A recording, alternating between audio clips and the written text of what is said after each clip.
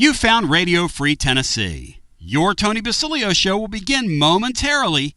Keep it locked in right here at TonyBasilio.com and on your Tony Basilio app. And hey, do us a favor. Spread the word.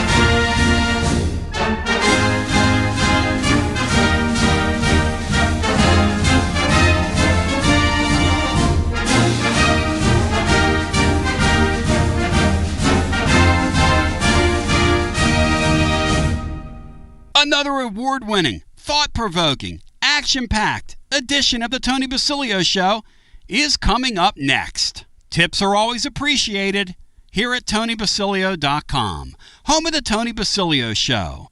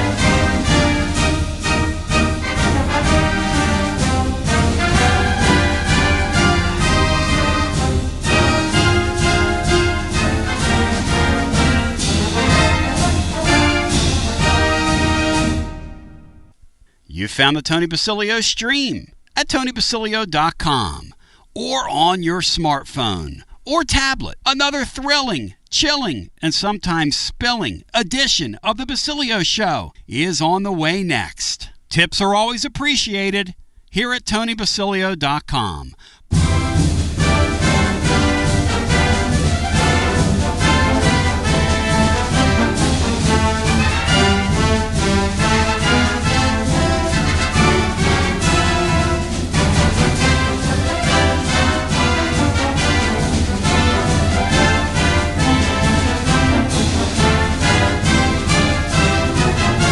WJBE 1040 AM, 99.7 FM. Translator W259AB. Powell, Knoxville. Funny story. So I was just talking to Bino a few seconds ago, and I was kind of, I don't know, how do you say this? Getting a shower while I was doing it. And I said, Bino, what time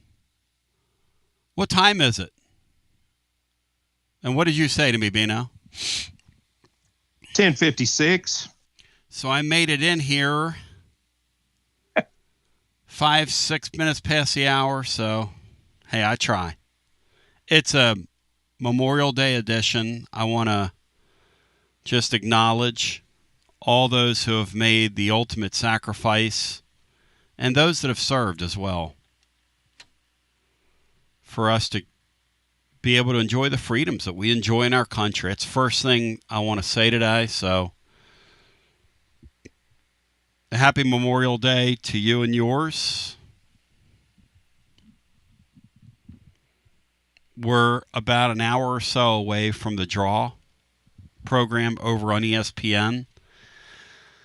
Last night, they announced that Tennessee is one of 16 host cities. What they didn't do last night was put a number by anybody's name. And so that's fun. They did not do that.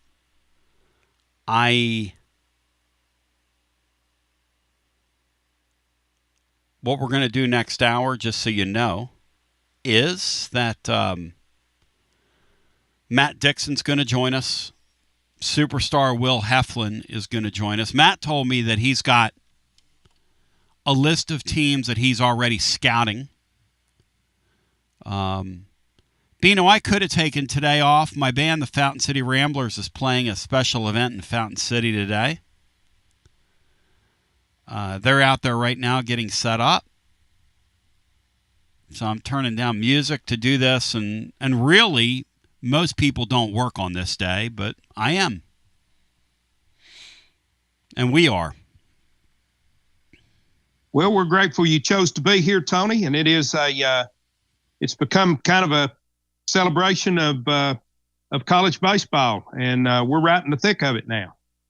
And Brian, before we go any further, let's celebrate what the Lady Vols did over the weekend. That was one awesome baseball series that the Lady Vols had with that Nebraska bunch. Two really solid teams. Field it solidly. The pitching was really great, so there wasn't a ton of runs scored. Featuring two-star pitchers, and that's a pitching-driven game. But man, Carlin Pickens is one special athlete. She broke her own record, Bri. It is a shame that both those pitchers won't be in Oklahoma City. It's a shame that they had those teams face each other in the Super Regional, because that Nebraska team is definitely a national championship quality team. I don't know how they didn't host their regional. I don't know why they got sent to LSU, but the Lady Vols road so far has been as difficult as you could imagine for a team that's hosted every game. Ohio State led the nation at home, and this Nebraska team is as good as anybody. And it even gets harder when they get to Oklahoma City, because they got to deal with Oklahoma. Yep. Their side of the bracket is Oklahoma, and then Brutal. Florida, Texas. The four highest seeded teams left are all on one side of the bracket. So if they get further, if they do cut the nets down, they will have earned it. This Jordy Ball from Nebraska, just an absolute throwback. Just a ball player. I mean, you look at. We use that term for baseball players all the time, Bino, but for softballers, it applies. Jordy Ball is a ball player. And Thrody says the following, and I want your thoughts on this, Bino. He says, Jordy Ball was awesome as advertised, pitched 20 innings for a team, 279 pitches, hit a 2-run home run for a team in Friday's win. And these two teams showed you why softball is the best women's college team sport, and it ain't even close. Bino, do you share that opinion? I don't share that opinion, Tony, but I do. Every time I watch the game, I'm impressed with just how efficient you have to be in everything in that game, because of the difficulty in hitting and just how constricted the space is. Everything that you do, whether it's hitting, whether it's fielding, whether it's throwing, you have zero room for error. So I'm always impressed by how efficient the good teams are in that sport. By the way, the Lady Vols won 2 of 3 in Norman. Brian was crying about the draw. You got to play them. You got to beat them. So if that isn't the number one team sport, Bino, what is? In women's sports, rather. What are you going with? In women's sports? Yeah, that's what I'm saying. In women's sports, number one sport in women's sports, team sport, to watch. Thrody says it's softball. What do you say? Oh, yeah. Yeah, I agree with that. I'm sorry. I miss. Unless Caitlin Clark's on the floor. What about Pickens throwing every single pitch in 2 elimination games? Dude, she's a must win. She's a scrape. And striking out 21 batters in both games. She's a scrape baller. And I'll tell you something about Pickens and Jordy Ball. Neither one of them look like normal softball players. They're both sort of slender, Brian, which is kind of interesting, right? When you look at some of their counterparts. Yeah, and I like the fact that Pickens is she's got perfect height. She's 6 feet tall. She doesn't have to be. She can be slender because of that height she's at. And I see a lot of pitchers that are they're shorter and a little bit stouter. Yep. But I think there is a place in softball for you've got to be able to move quickly and you got to get down that line. So she's quick. Speed wins. She's quick as a cat out there now. All right, let's talk about our baseball team. I tried so hard to stay off of it. Oh. Brian, what did you... Hey, Heflin. Heflin, I ripped you today in the block. Now, listen, Will. I like you. You're my guy. And when we brought you in here, I know you're VIP, play Will. And you know my promo code's Tony. We're not using yours. We're using mine. Sign up today and get your... make a $5 bet and get $100 in bets. And VIP play's got it going on this Memorial Day. But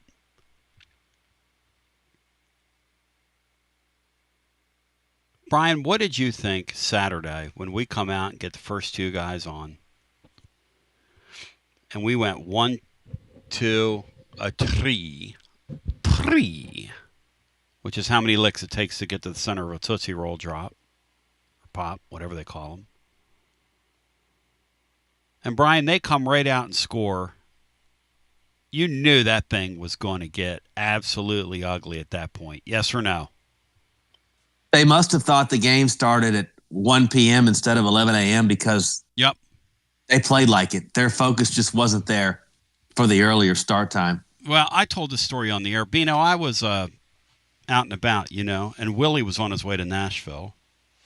He calls me. He goes, "What do you think?" And I said, "Well, this is after we went 1, 2, 3 in the first." And I'm like, ugh. I mean, with us, who knows? I mean, we fell down 4-0 to Texas. But the thing about Vanderbilt with us this year, Beanstar, is they just have the ability to put pressure on us. And we don't have the ability to combat them because we don't hit it enough. I don't know if that makes any sense, but that's how it feels to me when I watch us and Vandy play. Well, we certainly didn't Saturday, Tony, and didn't in the series here. What I have to guard myself against is making Vandy games bigger than they should be as far as the overall picture.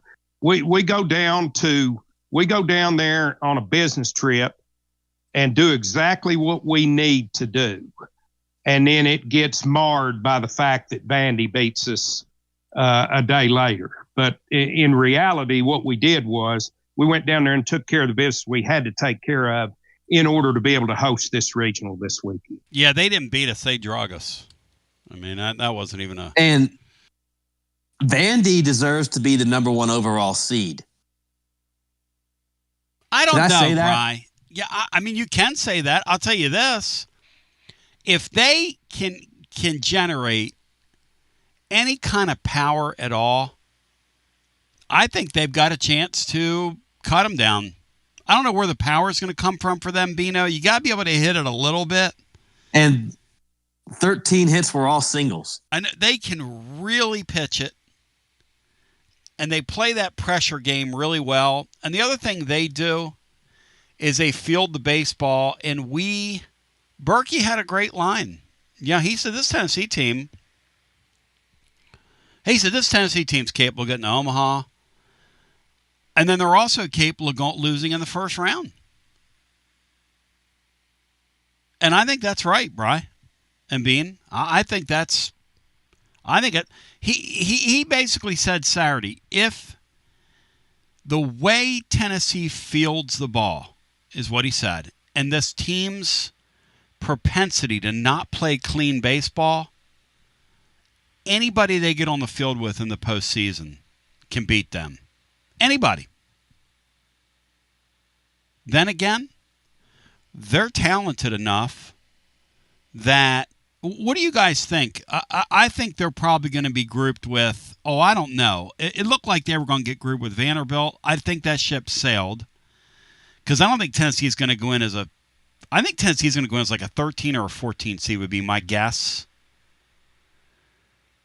And probably be grouped with an SEC team. Who would that put them with, guys? Like an LSU? Texas, maybe in Arkansas. Arkansas, maybe. You say that, Bri. I'll tell you what. Hey, Bino, if we get out of our regional, if we draw in Arkansas, sign me up for that. I'm not sure I want to see Texas after seeing them up close and personally the other day. I'm not sure I want to see that Texas team. I would. You guys realize, Brian, when's the last time Arkansas advanced out of from their building to get to Omaha? Has that, because I've been watching the sport really post-COVID. I'm not going to lie to you. I'm a Johnny-come-lately. I'm a new kid in town. Okay? Have they done that, Brian, post-COVID? Have they done that? Have they gotten out of their building post-COVID? Not since COVID, but if I had to guess, it would have been in 2018 where they almost won the national title. And three guys let a pop foul drop between them, and they still don't have an Addy. So I'd have to guess 2018, but it hadn't happened since COVID because the Cops team lost in the Super Regional to NC State. That was the damnedest thing ever. I think the 2022 team had to go on the road, maybe to North Carolina, to get there. And 23, I'm not sure about. 24 last year, they were at home and got beat in their own regional. So I'm going to guess 2018. Bino, what is it about postseason baseball? And a lot of major league teams go through this. These are highly trained professional athletes, okay, making millions and millions of dollars, where they carry the past sins of past teams into the postseason, and that crowd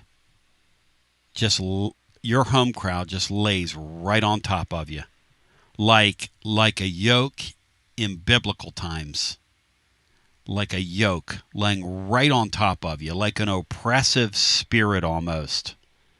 I'm telling you guys, Bino, in baseball, that is as real as rain, man. Ask the Minnesota Twins. That stuff is as real as rain. Yeah, it's it's hard to erase your memories, Tony, and it's hard to erase postseason habits. So it'll be interesting to see who Tennessee draws. I think you're probably right. This is probably a 13 or a 14 seeded Tennessee team, which means they're going to go up. If they make it to the Supers, they're going to go up against either another SEC team, top flight, or maybe a North Carolina. I'd say outside of the league, North Carolina would probably be your most likely super regional opponent if you make it out of Knox. I want some hillbillies. That'd be so fun if West Virginia could come. I want some hillbillies. I mean, I ain't asking for much. Billy Gibson. So fun. Yeah. 2018 and 2019 Arkansas advanced playing at home. So what is Omaha? Brian, in their last, since COVID, right? But they haven't done it since COVID. Okay, No. So what is their record down there in those Supers? Because I want to say they made the World Series one year, and I want this off the top of my head now. I believe they fought out of an ACC team somewhere. For some reason, that's in my head. Because the Arkansas thing is a curiosity to me. It's like dark humor watching them in the postseason. And by the way, I don't know that I trust us if they're across the thing. I don't know if I trust us getting out of our building. I think that'd be a great accomplishment if we did. I'm not trying to move a goalpost here, but I'm with Nega Dave. I look at our team. I look at what past national champions have done. I look at how past national champions have to carry on, because generally, like Berkey's told us, generally when you win that national championship, you're going to do it with a star-laden team. You don't win all those games without a bunch of star players. So that next group has to carry that banner. Hey, here come the national champs. But Tennessee's been so consistently great that this group's had to carry. People are getting up for us like they get up for LSU. I don't think there's any doubt about that. Bino, I think it'd be a real accomplishment. And we don't know the draw. I think it'd be a real accomplishment if we get out of our building this weekend. Would you call that an accomplishment, Beanstar? Yes, I think making a super regional is a really good accomplishment in most any year, and this year, especially with the difficulties in winning series in the second half of the season. So yes, no question. I think getting out, and as a 13 or 14, you can be assured that whoever the 2 is going to be pretty good. And you and I were talking, Bino, that earlier that this team, they're like incomplete almost. We could argue about moving Dean Curley around at this point. Do you put him back at shortstop? What do you do? That ship sailed. You could have argued you'd been better off putting Fisher at third base. It's too late for that. No matter what you do, it seems like you were going to have a hole defensively, Bino, when you start moving the parts around. Yeah, Tony, I was like everybody else. I kind of snapped on Curley's error against Texas. And once I cooled down and you start thinking about this team, depending on what stats you go by, this team is either the 15th or the 16th ranked team defensively in the league. Now, that takes a village. That's not one guy. That takes a village to get you to that point. So I'm not sure you've got a whole lot of answers. And in order to move Dean, and Curley's starting to swing the bat, so you don't want to take him out of the lineup. And you'd probably have to make 3 moves that there's no reason to believe that they'll work. You're just going to spring a leak somewhere else. I think you live with Dean Curley at second base and hope he has a whole lot more games like he had on Friday or on Thursday, I guess it was, as opposed to what we saw on Wednesday and Saturday. I'll tell you what, these Punch and Judy teams, though, put the ball on the ground, put pressure on our defense, and then run a lot. Those teams scare me, Bino, against us this year. That's understandable. Understandable because we don't control the running game very well, and we don't field it very well, and for the most part, we haven't hit it to the level that we're accustomed to where those things are just kind of no never minds. I was happy to see the way Chapman swung the bat at the SEC tournament, the way Keelan is swinging the bat now, and Curley's swinging the bat better. So I think we have an opportunity to see a better offense in the postseason than we saw most of the second half of the regular season. Amen. And one thing that they won't have to face is in the regional SEC team. That might make Tennessee look a little better than what we think.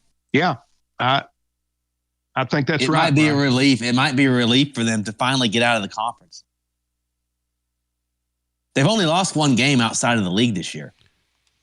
865-200-5402. Jennifer Morris, listening to us, says the following. Shout out, Jen.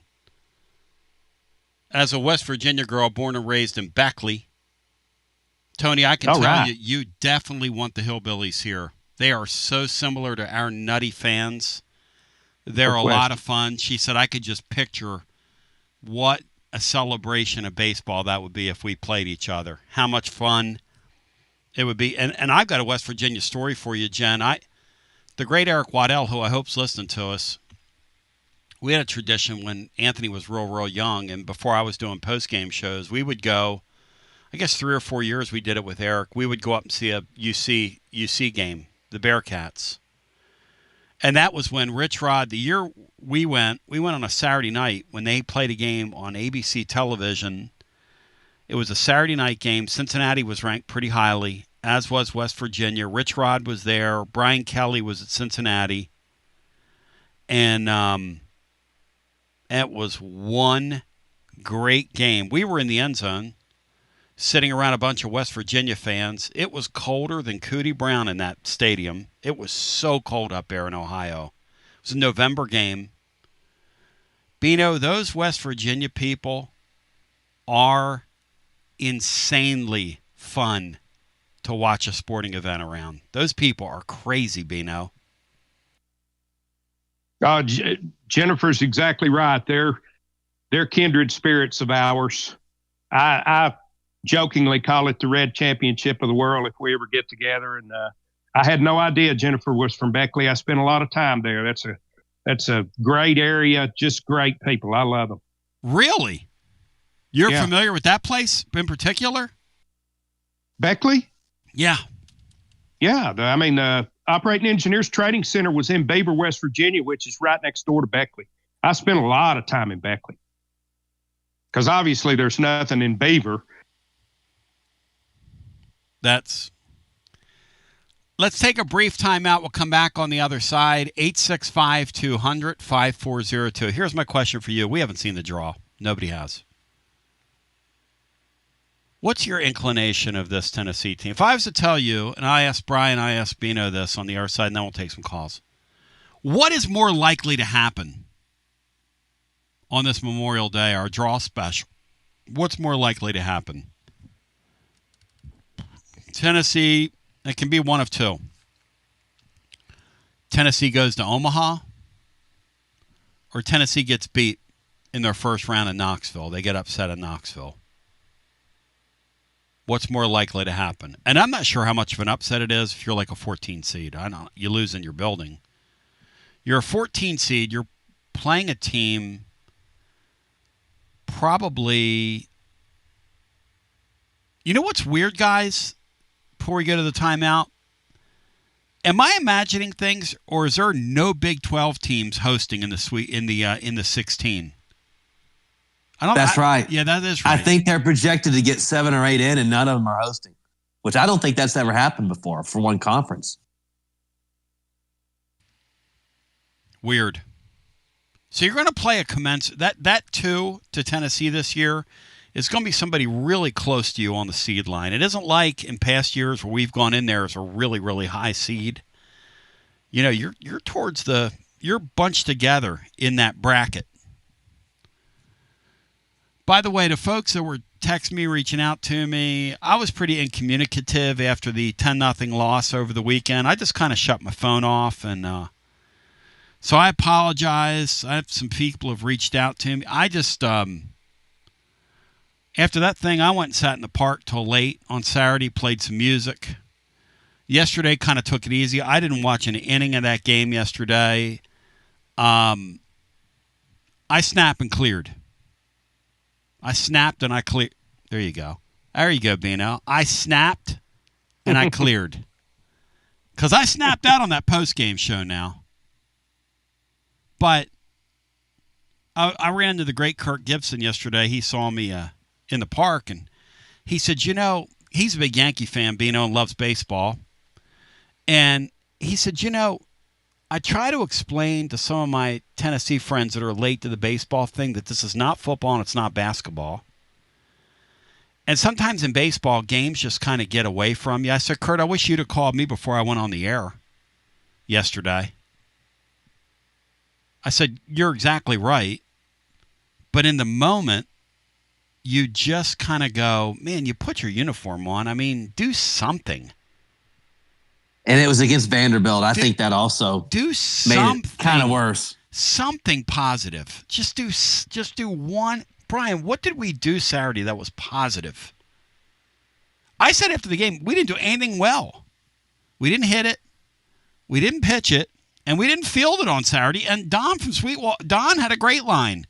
He said, I saw that one error. He said, I just left. I turned the TV off. I said, I don't blame you one bit. Well, it's a good thing to get all that out of your system before the real thing begins next weekend. So if you're going to have a game like that, that's when to have it. The question on the other side is this. This team is more likely to get to Omaha, get beat in the first round. We'll come back on the other side, 865-200-5402. It's the draw special. Matt Dixon joins, as will Will Heflin. And we're going to watch this draw together here in about 28 minutes as we continue with more after this. Life never stops moving. And between the 30-minute commutes, daycare pickups, weekly soccer practice, Tuesday night yoga, X number of coffee runs, and that weekend trip to grandma's, you're racking up the miles. What you need is a tire that can keep up. A tire designed for doers. A tire that's going to last. Like the exceptionally long-lasting Michelin Defender tire. With an 80,000-mile warranty and the safety and comfort you expect, you can forget all about the miles ahead and focus on getting to your destination or conquering your to-do list. Fleet Tire, I-275 exit 1B at East Woodland Avenue in Knoxville. That's Fleet Tire, I-275 exit 1B at East Woodland Avenue in Knoxville. Fleet Tire. Why is it so stuffy in here? Don't tell me the AC's broken again. Ugh. No matter the season, a broken air conditioner or HVAC system is a nightmare. And with warm weather here to stay, it's more important than ever to keep you and your family comfortable and safe before summer's heat arrives. If you need emergency HVAC repairs, routine preventative maintenance, or want to invest in a new system, then call the trusted HVAC experts at Pipe Wrench Plumbing, Heating, and Cooling. This month, get up to a $1,000 discount when you buy and install a new air conditioner or HVAC system. We make it easy with free on-site estimates for replacements and free second opinions on repairs. And if budgets are tight, we offer flexible payment plans including 0% financing with credit approval. Be sure to ask about our 10-plus year warranties that are 2 times longer than industry standards, so you don't spend a cent on unexpected costs in the future. So call Pipe Wrench at 865-264-8090 or book online at pipewrench.com to schedule your appointment today. And as always, same-day service guaranteed or the visit is free. Jeff Hall here. I'm a partner at Rather & Kitchell Capital Management. And here at Rather & Kitchell, we understand that life is full of transitions. Since 2000, our team of dedicated certified financial planners has been helping individuals, families, and businesses navigate these changes with confidence. From comprehensive wealth management to tailored retirement plans, we're committed to guiding you toward a secure financial future. Ready to take the next step? Visit rkcapital.com or call us at 865-218-8400 to start your journey today. Rather & Kitchell is a registered investment advisor. Out-of-town law firms have been swarming into East Tennessee lately. From Memphis, Chattanooga, and Birmingham, they've stormed into the area. Wouldn't you rather do business with a local firm? You know, a true neighbor. Marcos Garza and the pros at the Garza Law Firm are just that. There are neighbors and friends that support local causes year-round. The Garza Law Firm works to serve you professionally on criminal matters, injuries and accident matters, and Social Security and disability filings. The Garza Law Firm is here for you at garzalaw.com. The Garza Law Firm. Let us help. Are you stuck in a dead-end job or ready for a new challenge? Do you feel like it's time to try a new career? Well, it's time to change lanes with TLD Logistics. My friends at TLD Logistics have some really exciting opportunities for you to learn a new skill. With a new 5-acre driving academy that's now under new leadership with all new course material. And the best part, it's absolutely free. What a great deal to set you on the road to higher pay. And TLD Logistics even offers weekly stipends to offset food and gas expenses. In 6 weeks' time, you could complete this course and be in compliance with FMCSA regulations. Then you're ready for the open road of opportunity. What are you waiting for? It's time to change lanes with TLD Logistics. Visit tldlogistics.com. That's tldlogistics.com. TLD Logistics.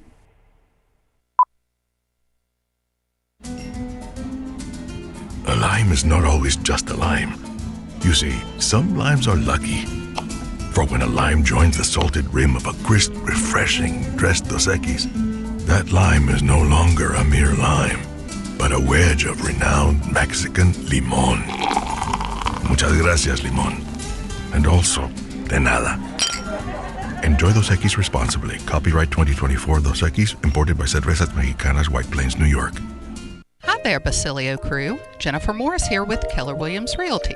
If you're thinking about selling your home, I've got good news for you. The East Tennessee and Knoxville areas are projected to have another strong year. I'll be happy to talk with you about the latest and greatest info you need. So give me a call at 865-694-5904 or contact me at nextmovesmokymountains.com. Hope to hear from you soon and go Vols. Josh Collins at Collins Insurance Agency. At Collins Insurance, we strive to ensure our customers receive better coverage along with bigger savings. Our community is important to us. We want to provide exceptional service to our customers. Anybody can provide great rates, great coverage, but can you also get great service? And hey, don't just take my word for it. What's up, everybody? Zakai Ziegler here. My family turns to Collins Insurance Agency for the best service, coverage, and price. So don't just go online and get some random insurance. Experience the Collins Insurance difference. Like he said, experience the Collins Insurance difference. CollinsInsuranceTN.com. CollinsInsuranceTN.com. And hey, their Mama's Easy approved. CollinsInsuranceTN.com. Thank you to Josh Collins and ZZ. One more thing, Tony. Go Vols! Preparing food for a big gathering can really take it out of you. That's why you need to call Calhoun's and check out their selection of party platters. Whether you're hosting a party for the big game, a reunion, or just an everyday gathering, a Calhoun's party platter is next level. Choose from Calhoun's always excellent chicken tenders, fly with Calhoun's wings, or boneless wings with a variety of dipping sauces, award-winning next-level melt-in-your-mouth barbecue ribs, or delicious spinach artichoke dip, or get one of each. Plus, if you're doing burgers or sandwiches, Calhoun's has lots of side dishes like spinach Maria, baked cinnamon apples, Smoky Mountain baked beans, or creamy coleslaw. Available in pints, quarts, and gallons. And to finish things off, pick up one of Calhoun's great desserts to go, including homemade cheesecake or key lime pie. Calhoun's, simply your go-to party headquarters. With 9 locations all over East Tennessee, you can order online and just pick it up. Calhoun's, one of the Copper Cellar family of restaurants, along with Chesapeake's, Copper Cellar, Corner 16, Cherokee Grill, and Smoky Mountain Brewery. Eat local, eat good. It's always magnificent. Mondays on the Basilio Show, presented by our friends at Fleet Tire. I-275 exit 1B at East Woodland Avenue in Knoxville. Fleet Tire, I-275 exit 1B at East Woodland Avenue in Knoxville. And now, back to B. Sabino was breaking it down scientifically during our break with the great Jennifer Morris regarding all things West Virginia. I had no idea Bino was such a connoisseur of West Virginia. By the way, we will be live Friday. Brian, we're playing Friday, right, regardless? Yeah, everybody starts Friday. Okay. I don't want to be ignorant. It's Friday through maybe Monday. And our game will be like Friday night for sure, right? It's been at 6 o'clock. They usually put the other two teams in the afternoon, and then Tennessee plays around 6 p.m. Okay. Again, I don't want to be presumptuous. That's how it's been. But we'll be live down at Calhoun's on the River. Bino will tell you past years. The thing that's fun about it is you get a flavor of all the different teams, Bino. Very, very fun, isn't it? Oh, yeah. Hosting a regional is fantastic, Tony. And last year we met Vitello's best friend down there. Remember that, Bino? I do.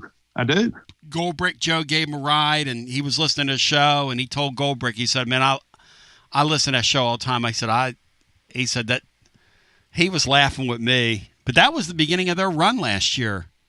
That dude was locked in. He was more intense than Tony. Because I told Tony I ran into him, and Tony goes, God, he goes, what a character. Let's go back to the phones. So we're going to find out here in about 20 the draw. And then we'll take her from there. The question is, this team more apt to get out this weekend or more apt to go to Omaha? Bino, what's your vote? More apt to get beat this weekend or more apt to go to Omaha? What's got a better chance of happening, do you think?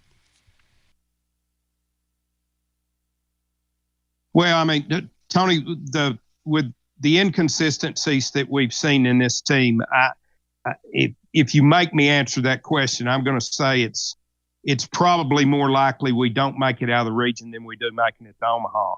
But my hope is that we saw some spark that's going to stay from the SEC tournament, and our history is really good in the postseason in baseball. I mean, really good. Really good. Generally, I wrote that in the blog today. Our motto should be just get there. Yep. And then let her rip. It's the antithesis of our basketball history, Bino. We do more with less in the postseason than anybody. That miracle finish with Clemson a couple years ago, guys, on that Saturday night will never be forgotten by this league. We were playing music live at Calhoun's, and that thing was insane when that ball left the park. Was that the kid? That was the kid, Bri, from Cincinnati, right, to hit it out? That was Zane Denton that transferred in from Alabama. Okay, yeah. Griffin Merritt was from Cincinnati. Okay. And 14 all-time tournament appearances, which isn't much, but 7 College World Series out of those 14. Unbelievable.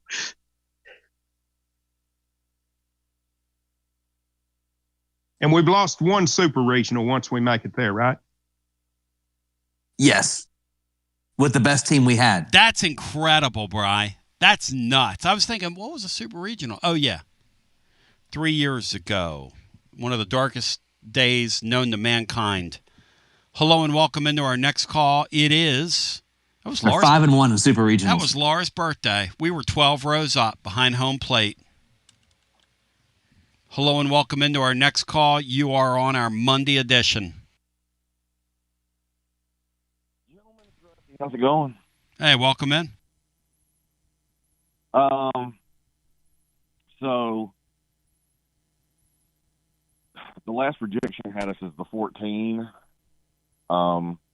with NC State as the 2 in our region. Us lined up across for 3 seed Carolina. If we both win, going to Chapel Hill for a super. But it just came out that the committee just released their top 4 overall seeds, which is all SEC teams. It's Vandy, Auburn,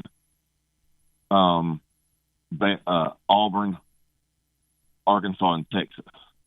So we're gonna be with Arkansas then. So we're gonna be, if we're the 14 or the 13, we would have to be 12 or higher to avoid playing an SEC team in a super. Is basically where we're at now. Was it in that order? Was it in that order? They did not have an order. Rusty? They didn't have, no, they didn't have an order. Okay. They just released. Yeah, it was just an alphabetical order is what they released. The top 4, but not like what order. Last night. Yeah, same thing as the 16 that they released. Yeah. So, anywho, I don't know. I'm with you though, Bino. I mean, the goal going down to Hoover was get to host a regional, so you could possibly play the 4 seed on a Friday night and save your ace for the second game.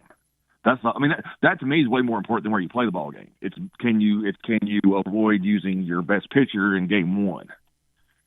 So I guess that we're allowed to do that now, technically, and we accomplished that. But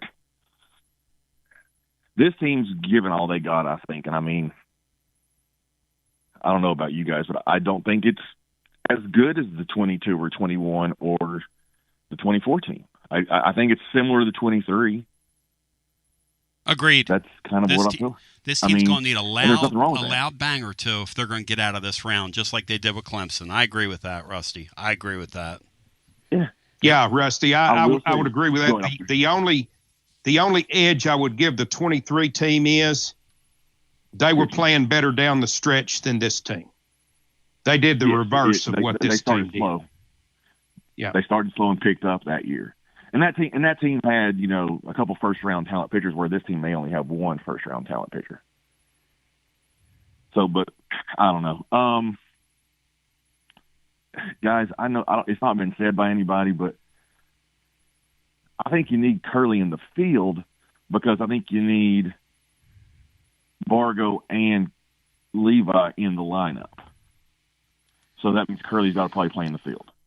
But I would have put him in left. I think he's got a huge arm, as Berkey has said, but it's not an infielder's arm. It's not always pinpoint accurate. And when you're in the outfield, if you kick the ball, a guy might get an extra base every now and then, but you're not giving up tons of outs by not having an elite glove in the outfield. And his arm's good enough to play out there, and he's athletic good enough to get the balls and run them down and catch fly balls. And then you could have put Bargo at third and Marion at second, or however you wanted to do it, and Levi at DH. I don't know why they were so determined to keep him on the infield, other than it's a draft year. I guess that's it. You know what he's not, Rusty. Guys? I mean, I'm no scout, but I think he's probably a left fielder at the next level. I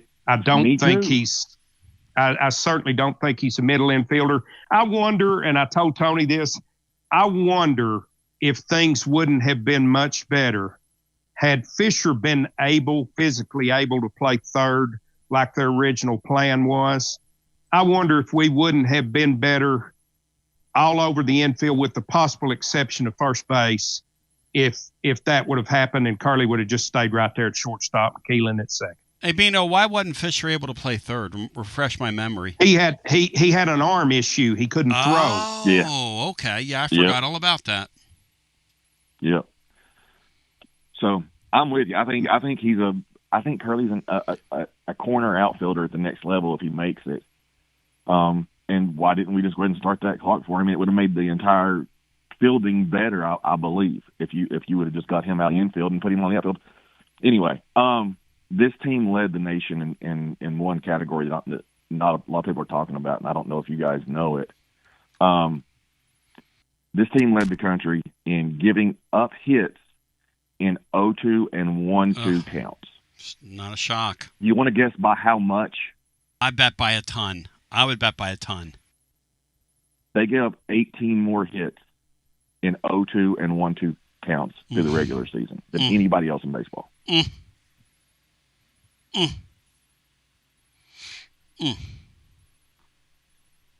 That's on, and I'm sorry, it's not on the pitchers. It's on Frank Anderson. It's on whoever's calling the pitches. It's him calling pitches. Right. I mean, I'm trying not to say it, but I mean, it is what it is. Hey, we praise the guy. It is what it is, man. I mean, it is what it is. And I love Frank Anderson. But the truth is, we've been doing. It's been. I haven't seen the numbers for the past years, but it's probably the same that we gave up. We probably gave up more than anybody else in that category. We just outslugged you, so it wasn't a glaring weakness. But right now, it is. That's a really great call. Thank you. And the 0-2, 1-2 giving in to people. Now, I'll say this for the weekend. I was glad to see him Phillips on the mound. He got 0-2, 1-2 and a couple guys and wasted a few pitches, which was nice to see. That's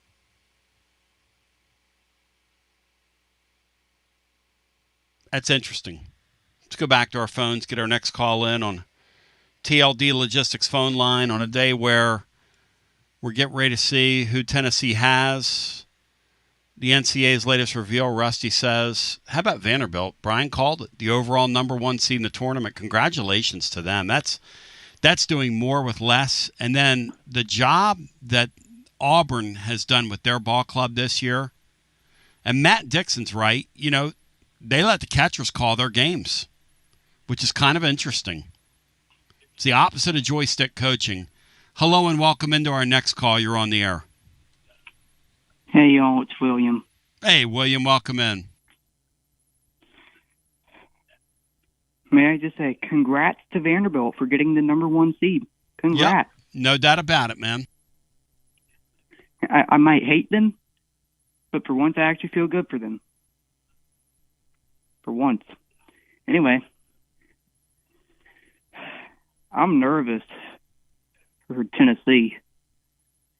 I'm nervous. Why is that, William? Why are you nervous? I don't know who we're going to play. It might be ETSU. It might be, I don't know, Wright State. Both those teams are really good. So I'm wearing my lucky jersey for someone who's worse than them,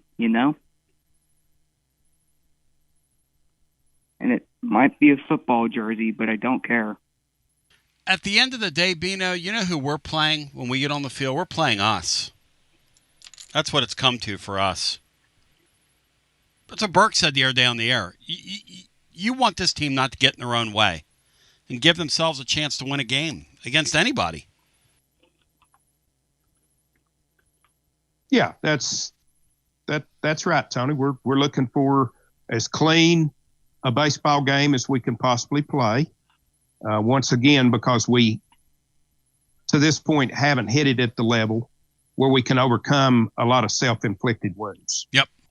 So we'll see going forward if that's something that they can do. Tony, real quick on the, I think what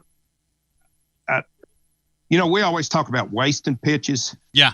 What this team probably hasn't done well is throw competitive balls. You know what I'm talking about? Something that's outside the zone that a hitter could view as a possible strike that they have to take cuts at.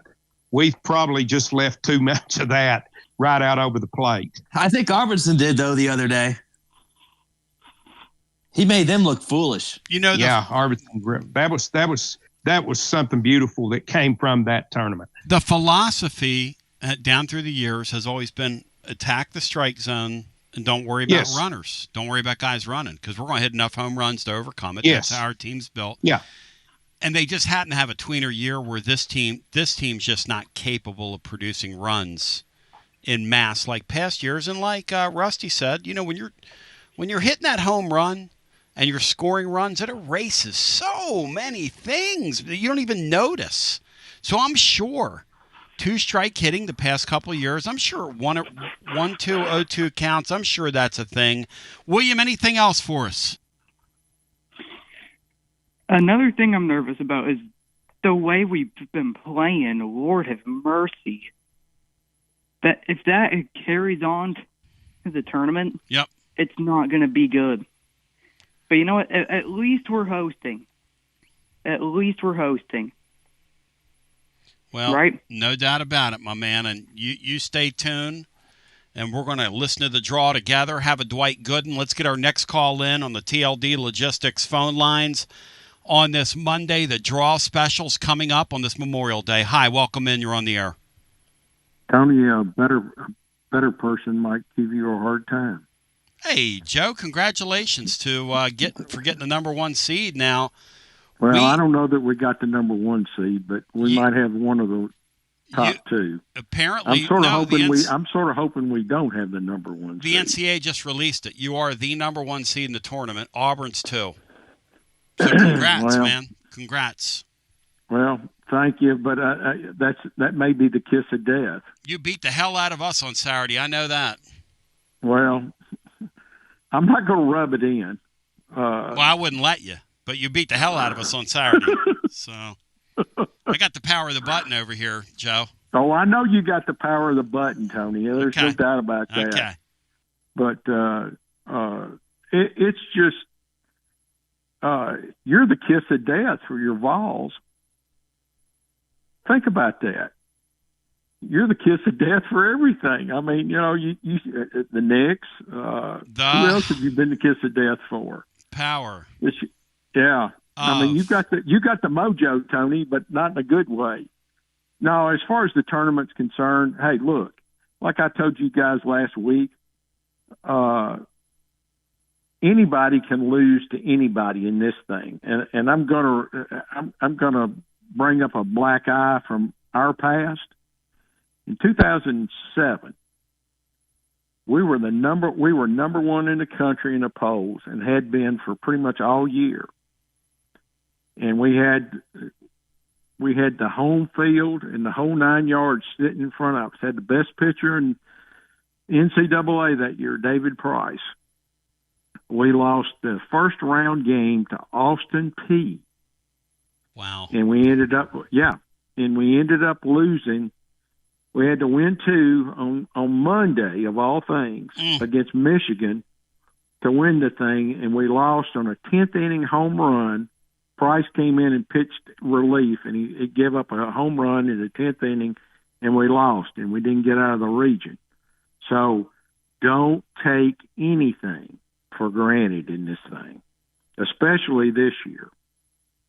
I think this tournament, I don't have the history you do with it, or the Billy Derricks of the world, or the Beanos or the Berkeys. This thing looks to me like a completely wide open field. When you tell me that Auburn team, Beano, is the number 2 national seed, to me that screams this thing is going to be insanely crazy. Insane. Yeah, I think this is going to be some kind of tournament, Tony. I do. I don't see a team out there that you look at and say, wow. Yes. They're the best team in the country. Vandy doesn't scare them. Vandy's beaten us 3 out of 4, but they're not like, if I can hit the ball a little bit, they don't scare me. Now, they scare me for us because they're going to put the ball in play and they're going to make us field it, and we're going to throw it around. We have a guy on second base that he can't throw the ball, so he wants to throw it with his glove now. Now, I got to give him credit. He threw the ball 150 feet over the head of the first baseman the other day with a scoop. Never seen it on a baseball diamond. No offense to anybody. I've never seen that. The thing about it, and this is something Tim Corbin has been preaching all year to his kids, you got to get to first base. Once you get there, then you start doing stuff. No doubt. Until you get to first base, you haven't accomplished anything.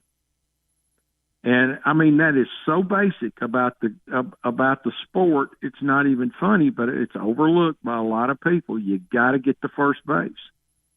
And I mean, I don't know what they'll do. I don't know what anybody's going to do in this thing. I mean, like the guy just said, the previous caller, Wright State, Northeastern is a team you better watch for. They've got the best record in Division I baseball this year. Now, I don't know who they've played, but they've apparently got some pretty doggone good pitchers, from what I understand. So whoever draws them, and they're going to be a 4 seed, but whoever draws them is going to may have a real issue. So just who knows? There's you a dark horse of all ESPN dark horses right there. Well, Joe, I got to get to ESPN2. I got to get to a timeout. I got your dark horses recorded. Congratulations to Vandy. They will not win the national championship, but you do get the number 1 seed. So I guess you're like the Boston Celtics in a lot of ways. 865. Oh, that's right. They won a championship last year. You guys didn't. Hour number 2 on the radio right after this. We'll find out with whom our Tennessee Volunteers will start. Matt Dixon joins. Also joining Willie D. Heflin. And who knows? We'll see who else we can dredge up. We'll get some calls in as well.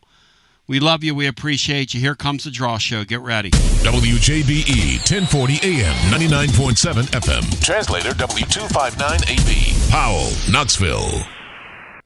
It's the hottest post-game show on the planet. Garza Law. 5th quarter fan reaction. Fan reaction. As soon as the final gun sounds, we're live. Tony Basilio, and we've got Chad Stockton with FC Alliance. Chad?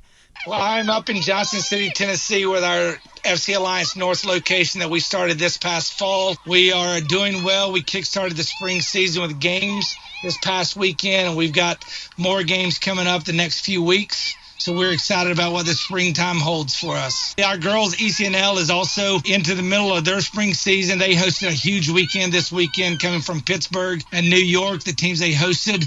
Good results, hard teams. They played all weekend long. We've got such a focus on skill development and focusing on what's the right way to play for our kids. As we continue to grow, we're expecting our programs to continue to grow like they have been the past few years. Our tryouts are coming up in late May. For the U12 and under, it's the middle of May, and then for the older kids, it'll be late May. But we're expecting to grow not only in Knoxville, but also in Johnson City. And if you want more information, you can see what Chad's talking about and hear those kids and get involved. It's FCAllianceKnox.org. Again, FCAllianceKnox.org. Hey, Chad, thanks, man. Many happy returns, my brother. Thank you, Tony. Hi, I'm Jim Simpson, owner of Simpson Meats. When's the last time you grilled a really good burger or steak? One your friends still talk about. Our goal at Simpson Meats is to make that happen every time you have a cookout. All of our cuts of meats, steaks, burgers, briskets, and pork are always fresh, flavorful, and sustainably sourced. We are family owned, so we know the importance of knowing how and where your food is raised. We have been putting quality first since 1888. Visit our butcher shop off Lovell Road or online at simpsonmeats.com. Listen up, baseball fans. It's time to step up to the plate and get some new Tennessee gear from Alumni Hall. Don't you dare swing and miss by shopping elsewhere. Alumni Hall has the best selection, top brands for you to choose from. Shop in store, 3 Knoxville locations, or Bristol or Murfreesboro. Anytime, online, anywhere in the world at alumnihall.com. Come grab your Tennessee baseball jerseys. Incredible. Oh, Coach Vitello's jersey, hats, decals, t-shirts, and so much more. Earn $10 in rewards for every $150 spent. Shop Alumni Hall, your ultimate Tennessee shopping destination. Go Vols from Alumni Hall. Tony Basilio along with the great Mark Griffin. And we're here to talk about our friends at Performance Medicine. And Griff, their slogan, stay educated, stay healthy.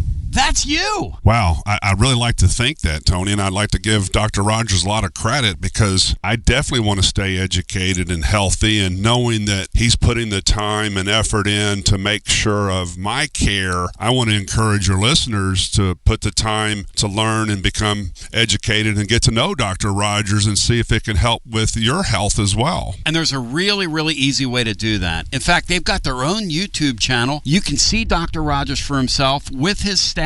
It's called The Performance Medicine Show over at the Performance Medicine channel over on YouTube. Also, more information at performancemedicine.net. To our friends in North Knoxville, a brand new location over in Fountain City, now accepting patients. So many ways to reach Dr. Rogers. And like they say, stay educated, stay healthy. Performance Medicine, online, performancemedicine.net. TB here for Cedar Bluff Plumbing, a live and local company that's been serving our area for over 32 years and counting, because every customer counts, and I mean no job is too small. Cedar Bluff Plumbing just voted #1 by City View magazine because multiple plumbing experts are on call to serve all your plumbing needs. Chances are there'll be a plumber in your area when you call, and they won't send some salesman to your house. You're going to get a high character, trustworthy, highly trained plumber who will serve you. Not like some of these guys that look like they came off the set of America's Most Wanted. Cedar Bluff Plumbing is Basilio tested and approved and will go the extra mile for you because Chucky Mack is a servant of the people and my consigliere to the throne, celebrating over 32 years of serving living volunteers. Cedar Bluff Plumbing. Call 588-4448. That's 588-4448. Cedar Bluff Plumbing. Attention Vol fans, are you tired of complicated, clunky fleet technology that makes your job harder? Say goodbye to frustration and hello to Connexial, your hometown partner in logistics. It's time to rev up your operations with next level fleet management from Connexial. Connexial is here to keep your business on track with technology that works as hard as you do. Our game-changing ELD gives you more than just hours of service. With AI-powered dash cameras and real-time asset tracking, you'll have eyes on the road, cargo, and your fleet from anywhere, anytime. And the best part, our friendly US-based customer support team is just one phone call away. No more long wait times or frustrating tech talk. Just real people with real solutions. With Connexial, you get a professional team you can trust and easy-to-use products that keep you on the road. What do you say, Tony? I'm ready. Make the smart move and call Connexial today. 865-888-6920. Learn more at Connexial.com. That's Konexial.com. Drive life with Connexial and go Vols. Basilio here, and you know my friends at Carnes Motor Company started with a dream over a quarter century ago. I met Rob and Brian back when I still had hair. And they were working at a huge dealership in West Knoxville. But they told me back then they wanted to sell cars on their terms. And I wanted to do radio on my terms. Their terms, just like my terms, are ultimately your terms. In both cases, you're the winner. A Car Guru's National Award winner with a 5-star rating on all sites, just like our Vols. Everything about buying a car from Carnes Motor Company is no hassle. They specialize in high-quality pre-owned vehicles between the $5,000 to $25,000 range. And if you need to sell a car, they'll either buy your car or they'll help you sell it. Carnes Motor Company also has a top-notch service department. Therefore, every vehicle is rigorously inspected and serviced prior to delivery. So you're guaranteed to get a quality, pre-owned vehicle every time. If you need a place for service, they've got you covered. Come be a part of the Carnes Motor Company family and tell them you heard about it from B. Online at carnesmotor.com. Oak Ridge Highway, 1 mile past the Carnes light. Carnes Motor Company. Yeehaw! Some people say betting online is still the wild, wild west. But with the VIP Play app, you're riding with the best. VIP Play app is hotter than a $2 pistol packed with flair.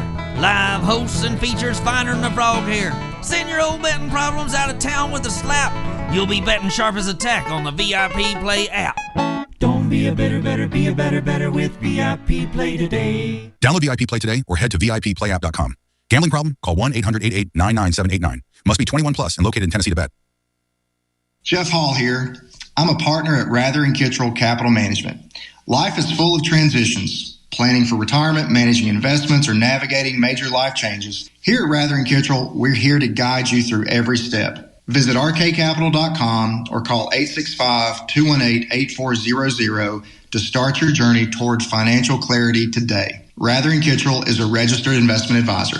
It's always magnificent. Mondays on the Basilio Show, presented by our friends at Fleet Tire. I-275 exit 1B at East Woodland Avenue in Knoxville. Fleet Tire, I-275 exit 1B at East Woodland Avenue in Knoxville. And now, back to B. Tony B back with you. We've just seen Vanderbilt's region. Matt Dixon, the overall number 1 seed in the deal. This year, no blue hose coming in there for the fight in Vandy Joe's. No blue hose as we're underway. Selection committee show. Matt, give me a couple highlights here as Matt Dixon's now in to lend some expert analysis, and we're going to break it down scientifically. Yeah, Vandy's the top overall seed. Didn't get the greatest draw for that. You get that Wright State team that's a perennial tournament team. This one's nowhere near as good as the one that came to Knoxville a few years ago, but still tough. Then they're 2 and 3 seeds in their bracket, and their regional are Louisville and ETSU. Louisville actually beat Vandy in a midweek game about a month ago, and ETSU's a home run hitting team that plays with a little bit of an edge, as Tennessee finds out every year. So that's not the greatest draw for the number 1 overall seed, but still would expect Vandy to get out of that, but not the easiest. Which is interesting because I do this regionally. You don't do that S-curve deal as much for baseball. So you have weird deals where, like, Southern Miss is the last host for a regional, and they get an easier draw, at least in the first round, with Columbia than Vandy does. So it's all interesting how that works out. So this thing is really, really interesting. Florida State, by the way, Bino, to the point that Matt just made, Florida State's drawing that Northeastern team that Vandy Joe was just talking about, and they're no joke now, Bino. They're a 2 seed. I don't know. They're not a 4 seed. They're a 2 seed. I mean, they're in the region, is what I'm trying to say. Yeah, it's interesting. Yeah, Matt? But they're not the 4 seed. They're a 2. They're a really, really good team. Really great pitching staff, even though they play in a very pitcher-friendly conference and ballpark. And as Matt just pointed out, that because people were talking about that ETSU team as a 3 seed. Hey, these Southern schools. Let me just say this. In the Big Ten, outside of those West Coast teams, college baseball is an activity. It's in the South. The South is where all the ball players are now. It just is what it is. To quote a wise man, I didn't do it. Now they got the Corvallis Regional. They're showing they got Oregon State there. Always very good. St. Mary's out there. They put in with 35 wins. They got to pick a West Coast team. USC's got 31 wins. Got to pick a West Coast team. And then the TCU team, Matt, some people thought they were going to get a host spot. Are you surprised that none of the Big 12 teams got a host spot? Matt Dixon.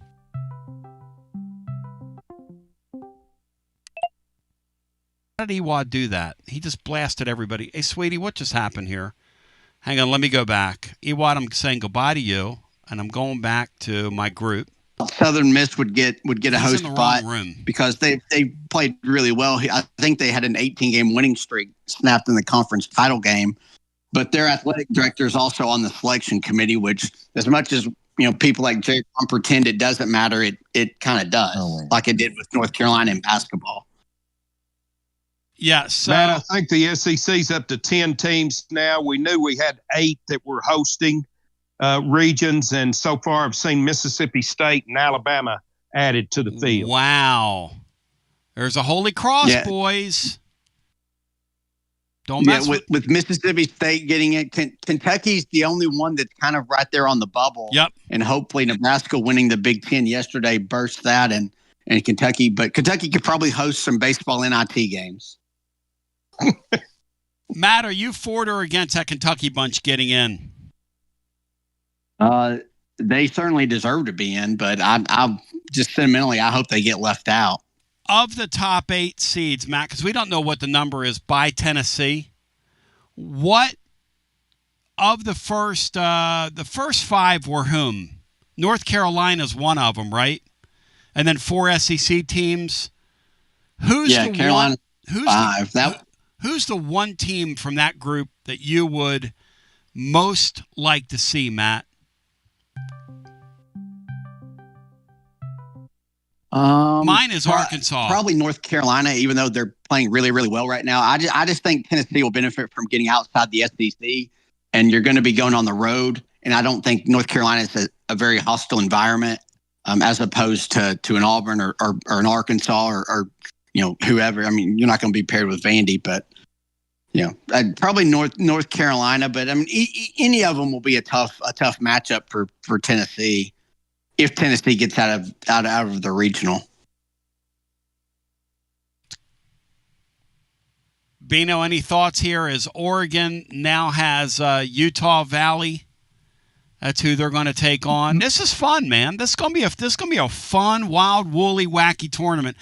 Matt, what's been so far? What's been surprising to you, both from the announcement of the 16 host and what you've seen so far for that's been revealed in the regions? A little surprised that Auburn got as high a seed as I think they're 4. That's a little surprising, but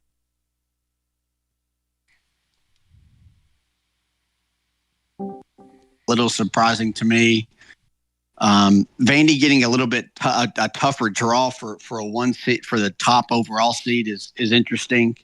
Other than that, Miami snuck into the field as one of the last teams in, but they're kind of one of the blue blood programs or a premier program, so they probably get a little bit of benefit there, but not a ton so far. I just think this field's so wide open that it's going to be a lot really matchup dependent because there's just no great teams. I mean, there's 3 or 4 teams the last couple of years that would easily be the best team in the country this year. There's just nobody stands out. I think there could be a lot of upsets and a lot of non-national seeds that make supers and get to Omaha. The Fighting John Gilberts Were of you East Carolina. surprised that Georgia Tech was not selected as a top 16 seed? Yeah, a little bit, because the ACC champion is almost always a shoo-in for that. It's a weird deal that they benefited from a very easy league schedule. I think the teams that finished 2nd, 3rd, and 4th in the league, North Carolina, Florida State, and Clemson, Georgia Tech didn't play any of those. So they kind of got a break there. But I was surprised that they didn't give Georgia Tech a host spot. And so, guys, Florida becomes the 11th SEC team. Wow. Announced they're going to Conway in Coastal Carolinas region. How about that? And just about to reveal the Auburn region here. Now, I'm like you, Matt. I was a little bit surprised to look up there and see Auburn, the number 1 seed.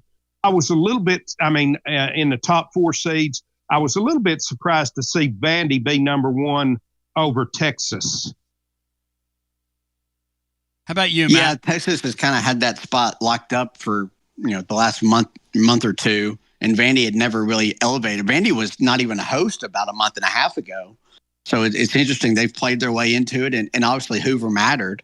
It mattered for Tennessee and Ole Miss to jump into host spots as well. So, but I don't have a problem giving it to Vandy. They're probably playing better than Texas right now.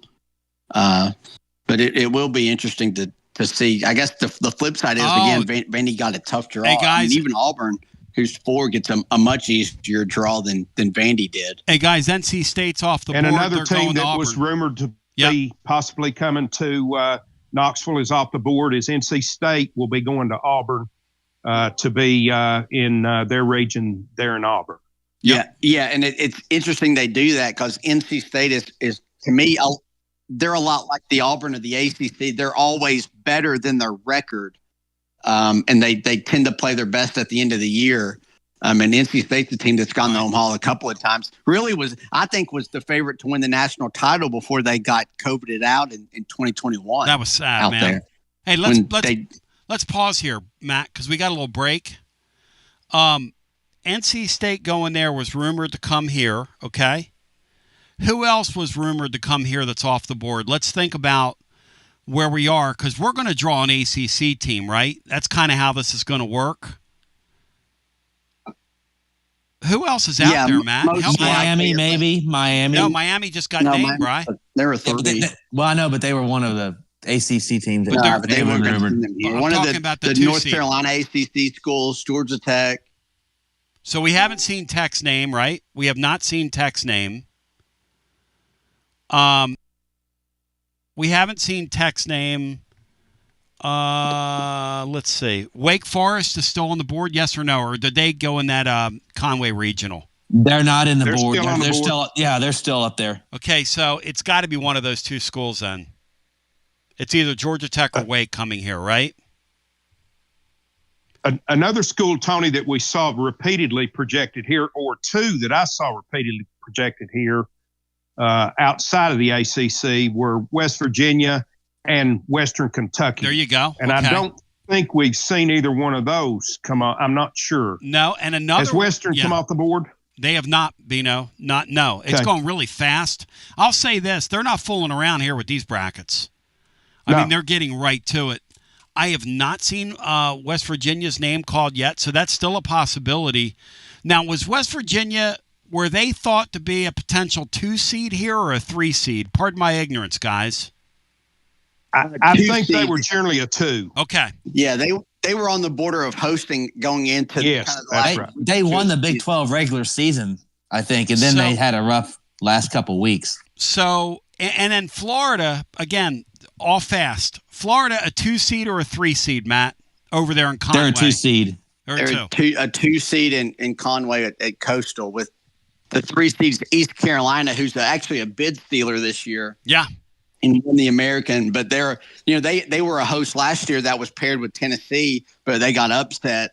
Them and Wake Forest both got upset by Evansville. Oh, that's wild, man. But it's not a typical East Carolina team. We've talked about it. They're one of the kind of the Xavier of college baseball, where they typically can make deep runs, but have never gotten to Omaha. So it would be, they have a tough draw this year, but it would be ironic if one of their teams that snuck into the field was the one that broke through. It's very, very interesting so far. So just to recap, Vanderbilt's got for a number 1 seed, Tim Corbin is not going to be happy with the draw they have. He's going to be where Tony was 3 years ago, Matt. Tony, before the camera, said one thing. Behind the scenes was so pissed off when the Blue Hose went down to Nashville and he had to play Wright State on that Friday night. He was like, now, what's wrong with this picture? Well, this year, Vanderbilt has drawn a very, very, very sneaky tough regional, Matt, especially when you consider, like you said earlier, they're playing a Louisville team that kind of walked the dog on them in a midweek game, whatever that means, but still did. And then an East Tennessee State team, Matt, that we saw that loves to hit the baseball out of the ballpark in a place down there where, if the conditions are right, the ball can fly down there, Matt. Yeah. ETSU is a really. I mean, they're a 3 seed for a reason. They won't be afraid. Typically a 4, but they're a 3. They're they can hit home runs, and that's kind of the ultimate game changer in the sport right now. So and that Louisville team is kind of a scrappy, kind of built similar to Vanderbilt, where they're going to rely on defense and pitching and take advantage of mistakes and really press their issues on the bases. It's a good thing that Louisville didn't come here, because that's one of the things. They're one of the best base stealing teams in the country. Who else is out there, Matt, that kind of meets that description, that likes to run the bases? That's a very much a concern of mine. Cincinnati. Okay. Although they're probably a 3 seed. West Virginia, that we just talked about, is pretty active on the bases. Okay. I'm trying to think of who else could potentially come here. Hey, Mike Gold can eat his heart out, and Kyle Peterson. Matt Dixon's spitting it out here, Bino. He is spitting it out on the show, man, in real time. Man, we've got the real star. Is Houston Baptist now Houston Christian, or are there 2 teams down there that can play at the level that they can make the national tournament? That's Dallas Baptist, I think you're thinking. Yeah, you're right. So Houston Christian and Dallas Baptist. My bad. And those the only reason I know about Houston Christian is Lance Berkman used to be their head coach. And they have a new head coach, in his first year, he got them to the tournament. So whoever that guy is has done a pretty good job. I can confirm, Bino, with my limited college baseball knowledge, that those are 2 different institutions. In the Los Angeles regional, so this is a tell. In different cities. UCLA is a 15 seed, which means, Matt, that the Vols have to be the 14, right? Because we've already seen the 16 seed. Yes, it's a good catch by you. Yeah, okay. I'm trying to be if they are the 14, they would be paired, I think, with Arkansas. Okay, so, well there you go. I'm another sure tell. That just by happen chance, Jerry Palm. What do you mean? Matching a Tennessee potential super regional at Arkansas, a lot of spicy storylines there. Okay, so we've already seen the 16 seed come off the board. Seen the 15 too. We've seen the 15 seed come off the board. So if you're paying attention, I want to say the 3 seed is Arkansas. I want to say, Tony, I said in the first hour, I want to face a team that's got some mental hurdles in their building in that super regional round. If we don't get to host it, now that's a great ballpark. Matt, those people go into that super regional round expecting to lose at this point, don't they? If that's where it falls. If they put us right there, we'd be the 14, is that right? 14-3? If they put us there, Matt, it's going to be unbelievable.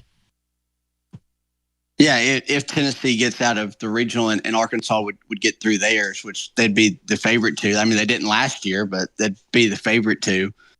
Yeah, that would be pretty intense. Of course, the ironic part is Tennessee just played there a few weeks ago, so that would be an interesting wrinkle thrown into it. Is Arkansas has been so good in the regular season at home, and it's the postseason that they've struggled in, but it would be a postseason against an SEC team, so.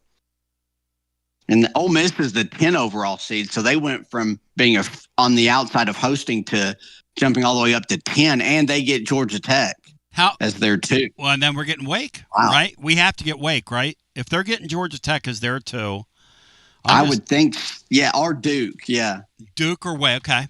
I didn't even think about Duke. Damn it. I didn't even consider Duke. So we're watching this come together, and we're trying to piece this thing together using some deductive reasoning, which can get you in some trouble. But Ole Miss goes all the way from not hosting all the way to 10. Matt, who did it? You know what's going to be an interesting award this year is trying to decide who the coach of the year is in this league. Because there are some great coaching jobs. From where these teams were 6 weeks ago to where they ended up, the guy at Arkansas has done a hell of a job. The guy at Vanderbilt did a hell of a job. The guy at Ole Miss did a hell of a job, Matt. And they're a 10 seed, and we took their 2 best players in the offseason. They were picked to finish 15th in the league in the preseason, and they are now the 10 overall seed. Bianco did a great job there. And then, of course, nobody likes him, but Schlossnagle at Texas did an incredible job, too, in his first year. You're right. But he doesn't get my They vote.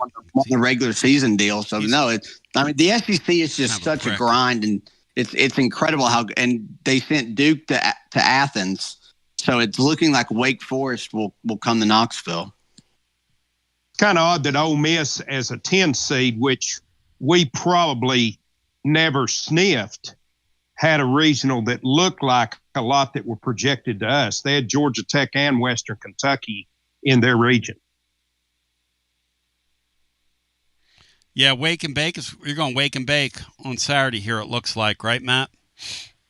I don't know who else it could be. It's got to be Wake and Bake. You got to have an ACC team come in here. Yeah. Who's left? Within the 400-mile deal. Anybody left? Wake Forest is the only one I can think of. Now, wait a second. West Virginia's still on the board, though, right? Yeah, well, they're more than 400 miles, which means they can send them anywhere.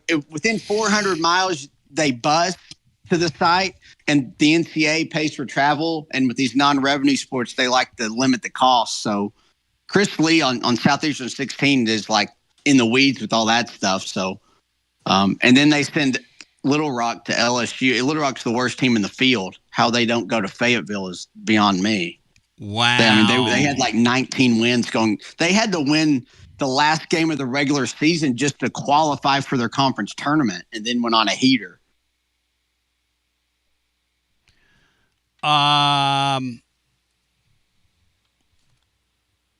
Crazy. Tell me about this. There's Rhode Island off the board now. Doesn't really affect Tennessee. What a draw for LSU. Wow. Is it a gift? Yeah.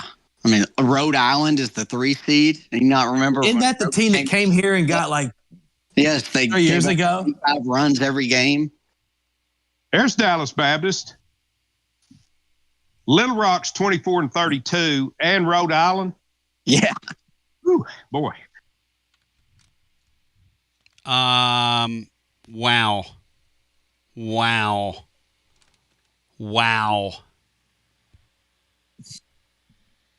All right, let's go to the phones. If you're watching along at home, so out there, as you piece this thing together, they're like, are we like last year? Am I imagining this, or we're towards the bottom of this thing, aren't we, Matt?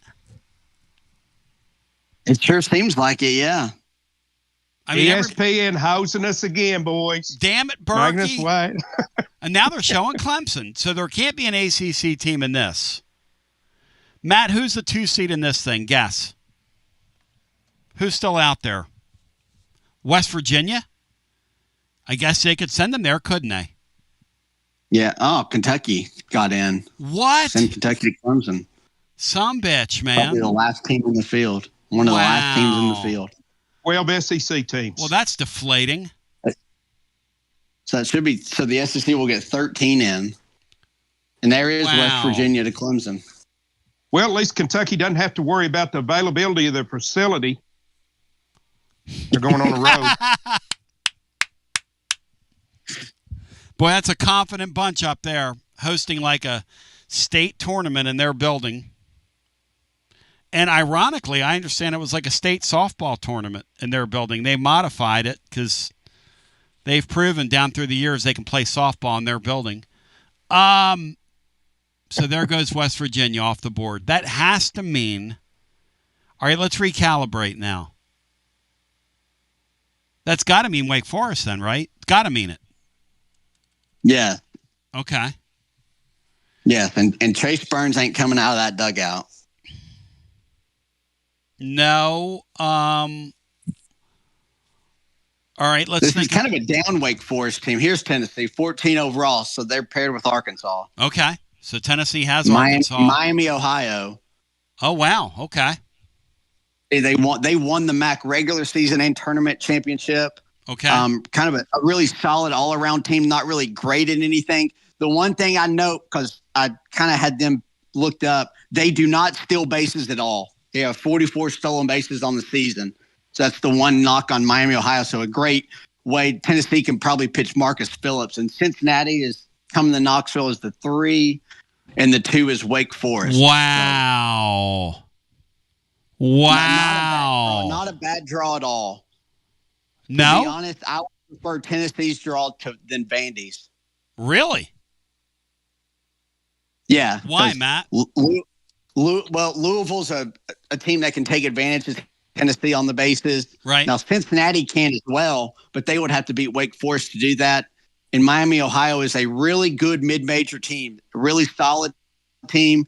They have a true ace who threw a complete game in their conference tournament semifinals to get them through. He's like 11-1 on the season, like a true workhorse ace who transferred from Indiana that Tennessee will see. But I like that draw for the Vols because Tennessee can throw Phillips game 1. Did they see him last year when Indiana came in? No, he was like a bullpen arm for. And he wasn't a starter for Miami until conference play, and he turned into the best pitcher in their league. And John Curry returns to Knoxville, who he hired Vitello, and now he comes for a regional. John Curry. Cool. Sean Sinclair has already thought to himself 50 times the pitching lab. How many times will he mention the pitching lab on Wednesday, our boy Cinco, Bry? Oh, he's already probably mentioned it several times. So, I mean. They do have an All-America shortstop. Hey, Matt, they've got some showcase arms. They're kind of like we are, Matt, if you think about it. They got some guys that throw the ball very hard. They've got a really good lineup. They walk everybody. They rely on drawing a lot of walks, which even this Tennessee pitching staff doesn't do, even though the walk rate's higher than it has been. Yep. That's not a good recipe against Tennessee. But they'll have to be, them and Cincinnati will be a really intriguing game to watch. In a way, Tennessee probably matches up better against the Wake Forest than Cincinnati, but Cincinnati's a more talented team. Matt, are they? You mean Wake talented, is, yeah. talented Wake's got those showcase. Wake's going to look like they're going to remind people of that Georgia Tech team Tennessee saw a couple years ago. Yeah. Yes. Big showcase arms, guys coming in, throwing high 90s, and the stuff gets hit. Kind of like a couple of our guys. So, going to be interesting. Cincinnati, I just looked, leads the country, Matt, in steals by far. They run all the time. I don't think they lead the country, but I think they're in like the top 20, top 30. They steal more than Kentucky and Vandy for perspective. Oh boy. And that's a Big 12 team now. They're not in a mid-major league. They're a Big 12 team now, which all this is really confusing to me. Like I still don't even know where West Virginia's at half the time. Let's get some calls in. And then Tennessee on the other side of the bracket is slated to go to Arkansas. And here's what's interesting. Since COVID, when Arkansas is in their building, they do not go to Omaha. They do not go to Omaha. So this is an opportunity for everybody in Tennessee's region is thinking, if we can just get this thing to Arkansas, man, and let them crack. And I don't blame anybody for feeling that way. It's how I feel. But let's go to the phones. One other interesting note, non-Tennessee related. Yeah. In the preseason for all this, the top 2 teams were Texas A&M and Virginia, and neither of those teams even made the tournament. Oh, they didn't get in, Anthony. They didn't get in. You got to be kidding. The Virginia boys didn't get in? They did not. They were one of the first 4 out. Let's get our next call in. Hello and welcome live on the TLD Logistics hotline. Welcome in. You're on the air. How my French compatriots doing today? Hey, W. Lynn. Welcome in, buddy. Go North Dakota State Bisons. That's who we want to win that regional, the Bison. Go Bison, go. And in the battle of the nicknames, that's a good one, the Hogs versus the Bison. Also, Kentucky, West Virginia is the Hatfields versus the McCoys for the historians out there, Tony. Do you realize that? Bino, who won, the Hatfields or the McCoys, Bino? You follow a lot of Mafia stuff. It's pre my people coming here, but who won that one, Bino? I think it's still going on, Tony. I think it's in extra innings. Hey, and by the way, Lynn, you better not call them the Bison. I ran into a North Dakota State fan at a at a Yankee Minnesota Twins game, and he told me I called them the Bison, and he said, "We are the Bison." I said, "Yes, sir." Sorry about that. That reminds me of when you see the Aussies and they say we're Aussies. Not Aussies, Aussies. They're the Aussies. So, Bino, he wants a Z in there, doesn't he, instead of an S, I guess. But anyhow, I'm pretty happy with our regional, and Bino and I had a pre-production meeting, and I mentioned that this past SEC tournament, I just looked at it like we won an SEC series. We went 2-1, something we'd only done once since April Fool's Day. So that's all behind me now. We went 2-1 in an SEC series, and just bring on Miami of Ohio. I mean, I'm fired up about that now. Bring it on long and strong. W. Lynn, will you be representing on Friday when we take the field? I don't know if I'll make the cut yet or not, but the flag, I'm sure, will be there. Tough crowd. Hey, Jenks, why don't you sit at home and let W. Lynn have the vote? You're there every game. Let W. Lynn go for once, you clown. Tony, are you joining your band later today at Fountain City Park? I am not. They're playing without me. Oh, I hate that. I was thinking about going down there. I might still go. We're going to be there in a couple weeks playing for another event on the stage there, and boy, we're bringing a harp player this time who can rip. It's going to be unbelievable, Andy. I'll look forward to that, but yeah, I'm very happy with our regional. Except I hope Wake Forest knocks Cincinnati out, so we don't have to go against a bunch of base stealers. Thank you, my brother. Yeah, I'm not sure I want to see Ewad's Bearcat. Shout out Ewad. I'm putting out all points APB for him. I'd like to get him in. Also, Will Heflin going to join us on the other side. Tim Corbin's going to make an appearance without his helmet on ESPN here in a moment. And Tim Corbin without his helmet looks like a guy that what's one of the high-end fashion stores called, Bino? That REI Outfitters. I bet Will Heflin shops at that REI out there next to Alumni Hall. He looks like a guy should be coming out. No, if I like the REI. No offense to you. I'm not trying to crack. But Corbin, God, what a geek. We come back on the other side. Your thoughts on Tennessee's draw. We'll go over it and we continue. Tennessee Friday night going to play Miami of Ohio.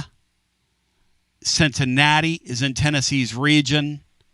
And the number 2 seed, John Curry, will be coming to town with his skinny tie, his skinny jeans, his mod shoes.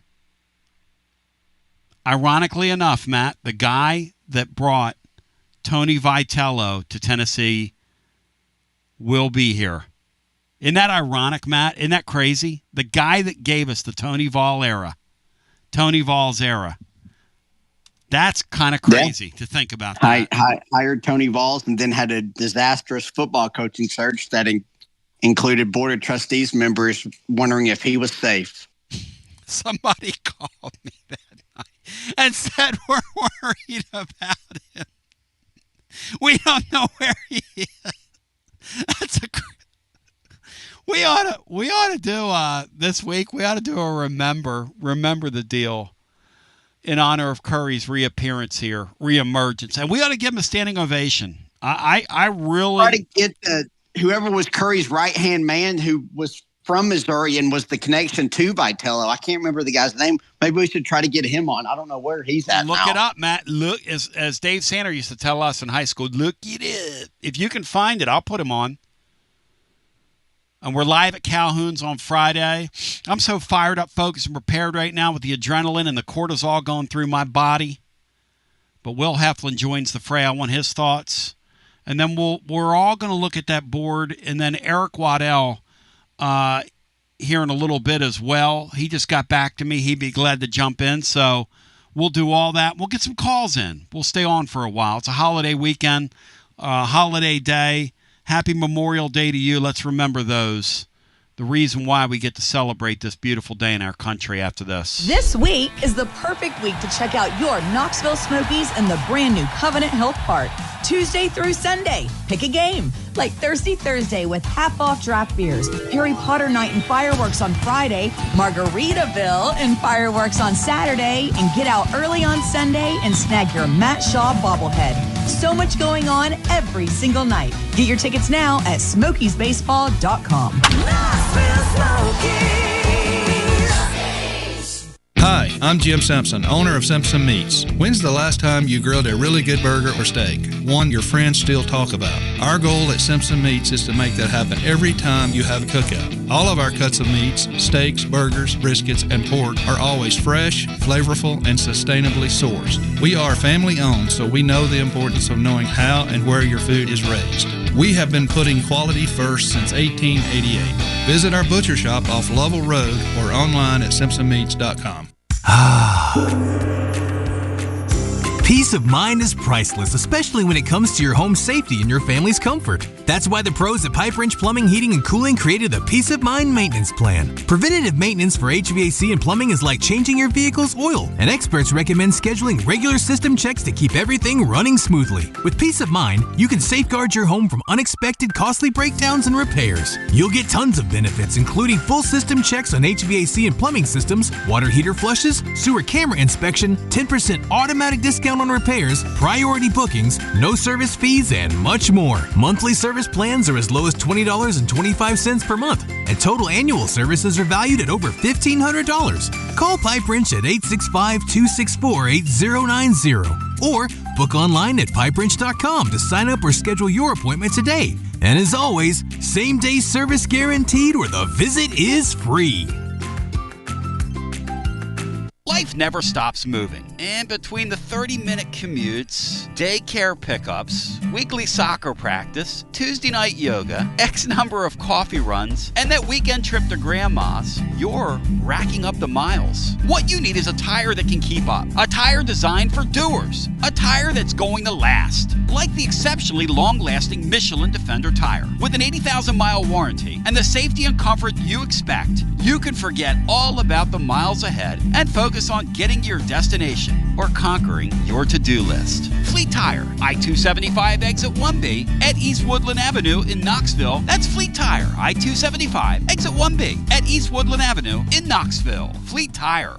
Basilio here for Budget Transmissions. TGMD, the great Matt Dixon, took his Ford Escape to budget, and like our gold bullet back in the day, it was a total mess. And now, Matt's back in the game. He's got a new transmission, axle, wheel bearing, both radiator hoses, engine mounts, coolant hoses. I mean, his Ford Escape was about to escape to the junkyard, but he didn't begrudge it. He took it to budget, and now he's on his way back to Omaha. Budget Transmissions, over 30 years in business, conveniently located in Bearden. All extended service contracts are honored. A gold certified Repair Pal member. 865-584-4391. 865-584-4391. Budget Transmissions. Don't begrudge it. Take it to budget. Hi there, Basilio crew. Jennifer Morris here with Keller Williams Realty. If you're thinking about selling your home, I've got good news for you. The East Tennessee and Knoxville areas are projected to have another strong year. I'll be happy to talk with you about the latest and greatest info you need, so give me a call at 865-694-5904 or contact me at nextmovesmokymountains.com. Hope to hear from you soon, and go Vols. Tony B here with the great Zakai Ziegler for Advent. Hey, whoa. Tony, I got this. Hey, Tennessee, it's Easy here. Next time you have an electric issue at your home or business, call my friends at Advent Electric. With offices in Knoxville and Nashville, it's Mama's Easy approved. You heard it from the most electrifying player in the league. Call the service professionals at Advent Electric, 865-588-0631. Online, adventelectric.com. Tell them ZZ sent you.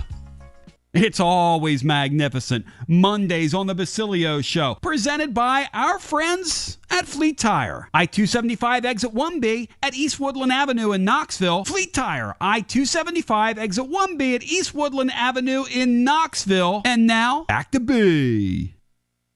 TB back with you. Ewad's going to join us, give us a full report on Cincinnati. I got Chef Not Chef in here. Breaking it down scientifically. So, setting this up here, we've got Bino Jeff Henderson. I've got Brian Hartman. Eric Waddell's answered the bell. He's now in. He's going to give us a full report here coming up. We're going to mix in some phone calls as well. Here's Will Heflin. He'll be with you Friday night following the game. Tennessee's opener. We're going to be at Calhoun's on Friday. Say it loud and say it proud. And let's bring the chef in. Chef, not chef. Will Heflin, talk to me. You're the superstar. Your thoughts on Tennessee's draw? What's up, Tone?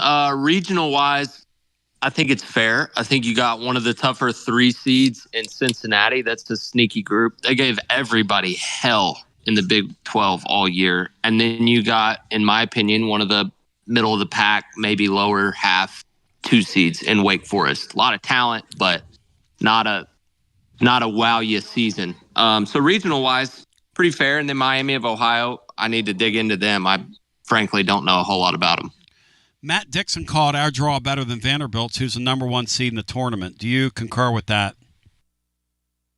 Possibly, but when you look at Tennessee last year as the number 1 overall seed, their regional, you could argue was tougher last year, but then you ended up playing Evansville in the Supers. It would have been ECU had they won their regional, or Wake would have certainly been tough last year. Yep.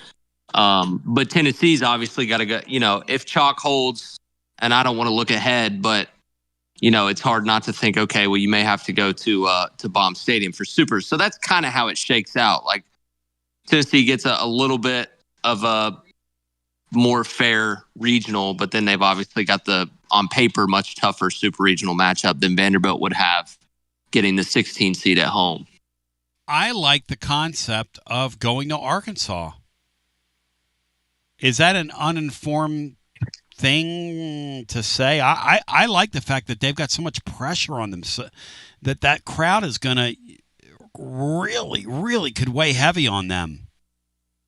I don't think you're going to be alone in that take, especially because Arkansas hasn't made it out of their home ballpark the last few times since COVID, I guess. But I disagree with it entirely. That's the toughest place to play in the country, and that's one of the best rosters in the country. So Tennessee certainly could have gotten an easier path there, but there's no easy path to Omaha. And once you get into Omaha, you're going to be playing all the top teams anyway. So it doesn't really matter when you play them. It really just matters where. And so that's, that's part of not playing as well down the stretch. You don't get those luxuries. So Tennessee will have to go win in a really tough place if that's how it shakes out. Hey, Matt, as Matt Dixon jumps in, these two guys do the Guards of Law extra innings for us. Am I wrong in thinking that Tennessee looked really comfortable at Arkansas? Especially hitting the baseball. They looked really comfortable there. If it gets to that. Yeah, against one of the better pitching staffs in the country. Yeah, it was, them. And even in the series against Vandy here, they were, I thought we're making improvements at the plate and doing some good things. You've had guys starting to come around. So no, it's very fair. And you saw it in Hoover those first 2 games as well, especially against Alabama. And what they did against Texas is bullpen. I think Tennessee's bats are starting to kind of get hot at the right time. Now Tennessee's, starters are turning in the wrong direction, but some of the bullpen arms are stepping up as well. So no, I think Tennessee held their own in Fayetteville. You didn't get swept out there. You won a game, which is really all we could have asked for at the time. And now if you get back out there, the goal is to win 2 or 3, and it gives you a good shot. I think Will had set it really well. Tennessee's got a pretty favorable regional draw, and then about as tough as super as possible. But that's really what this team deserves. They don't deserve an easy path to get back to Omaha. They didn't earn it. Well, that's really true.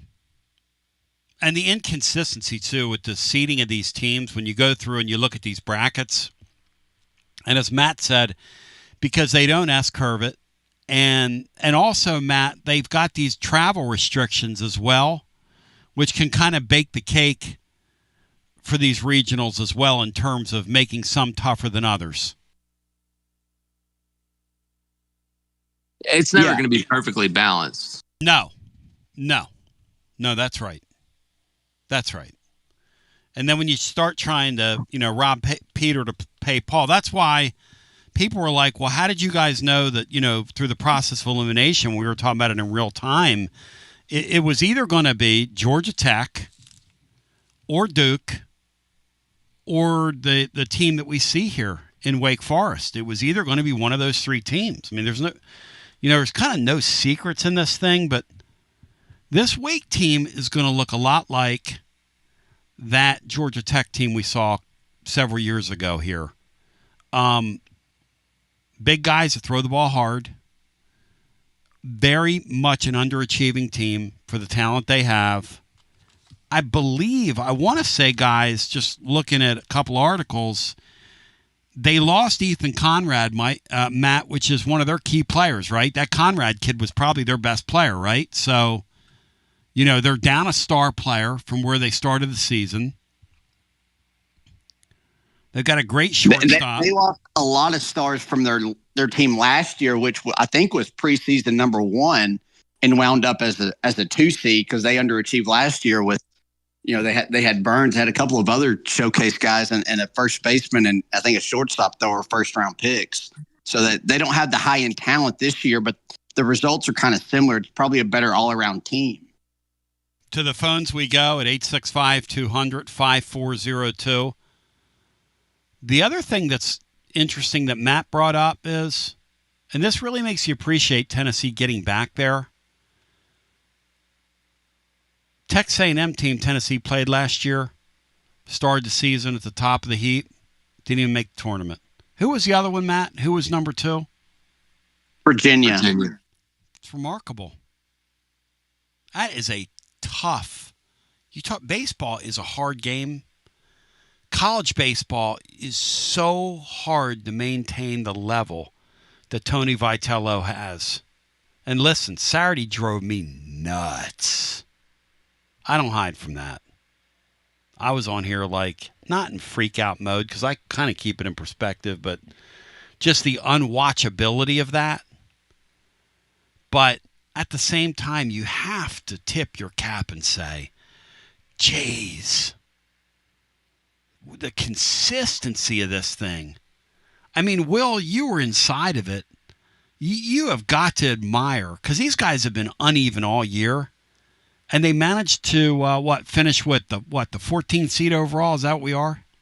I mean, that's nothing to sneeze at. It just isn't. Remember, no, it's not. It's right in front of them. And I was going to ask you guys. Obviously, it'll be different once it starts and we see who the super regional matchup would be if Tennessee were to make it through the regional. But it's hard not to think to 23, which Tennessee didn't get a national seed that year, but ended up winning the Clemson regional and then had to go to Southern Miss. Yep. So it'd be interesting to compare the path and see, does this end up being the hardest path to Omaha for Tony Vitello if they indeed make it? I mean, history says that they're more likely to make it to Omaha than not. Doesn't really matter where they play, but it is going to be one of the more challenging paths when last year was clearly the most favorable when Evansville was able to upset ECU and Wake. And again, Vanderbilt won their first title as a 14 seed. Ow, Bri, that's the kind of stuff I want in that blog tomorrow, Bri. Bri will come up. I'm telling you now. Hey, Bino, when you throw these combinations in front of Brian and he goes into that fourth corner of his mind from Truth or Consequences, New Mexico, You got to admit, Bino, he'll have some incredible stuff tomorrow in that blog when he goes into the fourth corner of his mind. Yes or no? Absolutely, Tony. And I will not, because I've got like 2 corners to mine. Here's a crazy stat. Wake Forest has a worse fielding percentage and has committed more errors than Tennessee. Let's go! Let's go! Let's freaking go, Put John the ball Curry. in play. Put the ball in play. Let's go! And you never know. I love stuff like that. Let's go! Tony, I watched their series in the ACC. Yeah. I believe it was against Virginia Tech. And this was at home. This was at Wake Forest. I think they almost walked 30 guys that weekend in 3 games. Yeah, they're last in the 15th in the ACC in walks per game allowed. The pitching lab not help them out there. I guess they got a pitching lab too, right? Shout out Cinco, the pitching lab. The pitching lab needs to be recalibrated. Lab ran out of funding. Watch them come in here and smoke us and play like clean baseball. But anyway. That's fine. Yeah, and John Curry will have his skinny tie on and his funny sneakers that he wears, Snoopy brand. All right, so we're finna sign off here, and I don't have time to be fair to anybody. I do have time to say that my friends at VIP Play continue to up the ante. The welcome bonus, $5. You make that first bet, $5 or more, you get $100 in bonus bets. Use the promo code TNTony because we are smoking these jokers across the state. So continue to do that. And you're going to find new and more convenient deposit and withdrawal methods are coming soon, along with some other changes because we're listening to you at VIP Play. This is for you. This is of you, by you, and yup, for you at VIP Play. And remember, you can bet on 200 leagues, always live, all the bets you love. And if you can't find a bet on their site and you want the bet, you reach out to Robert Killer Kowalski, and he's going to come correct for you and make your betting as absolutely, well, not only as profitable as possible, but as fun, as easy, and he'll make a bet for you, like heavy back in the day. If you have a gambling problem, 800-889-9789. 21 and over, located in the state of Tennessee to place a bet, easy for me to say. With that in mind, to the radio listener, we're signing off. We are going to take calls. We are going to get Eric Waddell in here. His Bearcats come to town. He's like a Bearcat Vol, I think is what he calls himself online. He has got to be, I don't know, over the moon right now or somewhere on the other side of that in the fourth corner of Brian Hartman's mind. We love you. God bless. GBO. WJBE 1040 AM, 99.7 FM. Translator W259AP. Powell, Knoxville. Because somebody going to feel this. It's postseason now. This is Fody Real. It's TLD Logistics Overdrive Overtime, presented by TLD Logistics. Online at tldlogistics.com. T to the B in the house. Let's hit the reset button. And now let's go to the guys with today's edition of TLD Logistics Overdrive Overtime. Let's hit the reset button on the TLD Logistics Overdrive Overtime. Tennessee knows their draw. The teams that are coming into Knoxville are Wake Forest, the number 2 seed. The number 3 seed is the Cincinnati Bearcats of Eric Waddell, who is now reporting for duty. Eric Waddell, how you doing, my man? I'm doing well, Tony. How are you, sir? Looking forward to getting the download from you here momentarily. And then Eric's also gonna doesn't Cincinnati play Miami of Ohio for the bell, the victory bell? Is that true? They have done that. It's the oldest Division I rivalry in college football. Too much information. But you see, Brian, you're gonna have to keep Waddell on track. You producing this show today. See what I mean, Bri? Too much information. That might end up in the blog tomorrow. There you go. Thank you, Brian. Make a little mental note, and a little mental note of, I'm sure Matt will have in his full report tomorrow about Wake and the fact that Matt, when you play Wake Forest, you are going to get on base. I'm going to tell you something. Ewad's Cincinnati Bearcats, Matt, are going to give Wake Forest a real headache. They might be looking at another year where they suck out loud in this round. Who beat them last year? Oh, the Purple Aces beat them last year, right, Matt? Well, they got upset by the 3 seed in the first game. I can't remember who that was. And then they had to play East Carolina in the losers bracket game when they had to throw Burns because he wouldn't pitch on short rest. So I can't remember who beat them, but if Kevin Youkilis was in Cincinnati's dugout, he would walk every at-bat against Wake Forest, every single one of them. To the phones we go. Shout out Kevin Youkilis. Who's another famous Cincinnati Bearcat? Is there another famous one out there, Ewad? Yeah, there's VFL Griffin Merritt. Ian Happ. Tom. We ought to get him on, too. We ought to get Griffin Merritt on. We ought to get Griffin Merritt on. I wonder who Chase Burns is pulling for in this region. There's merit. Tennessee or Wake Forest. There's merit in that thought. Come on, man. Chase Burns is bitter. He bitter. Let's go to the phones and get our next call in. Hi, welcome in. You're on the air.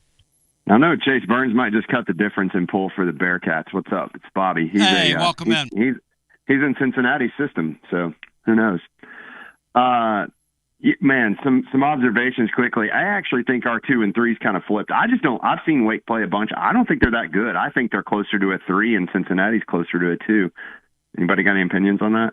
Well, Cincinnati plays the type of game, Eric Waddell, that could give them fits. Yes or no? Speak to it, Eric, the way you guys approach playing the game. Sorry about that.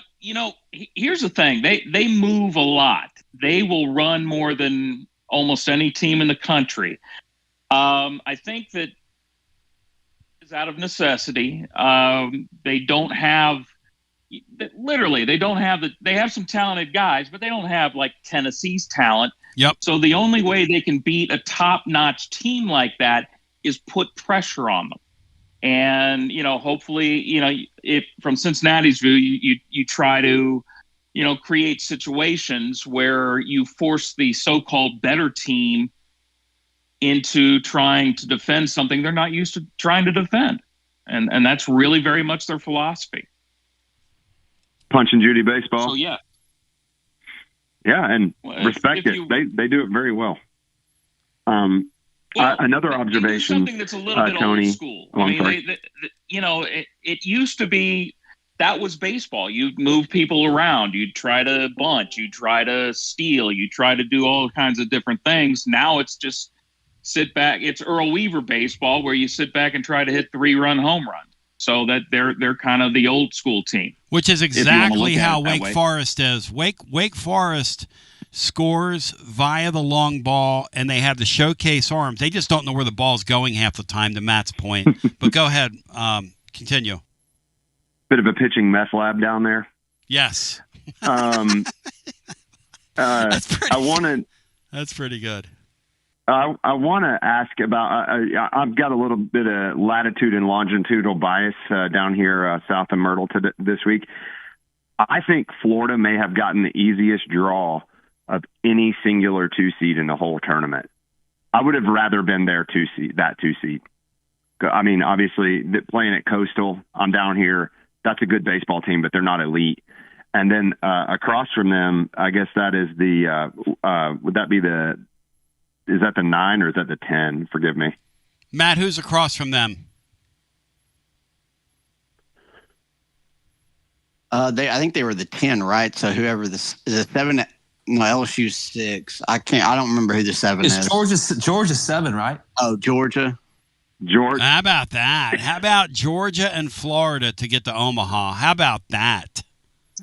I mean, that's Florida's in that's pretty easy draw. Coastal's the 13. They're matched up with Auburn. Okay. Thank you, Auburn. That's even better. That's an even easier draw for Florida, frankly. Yep. I think I would love to be the 2 seed in the Coastal Regional. But I'm really excited about this tournament. I don't hate Tennessee's draw. I don't like Cincinnati, and they're the type of team that gives us fits, as you've already said.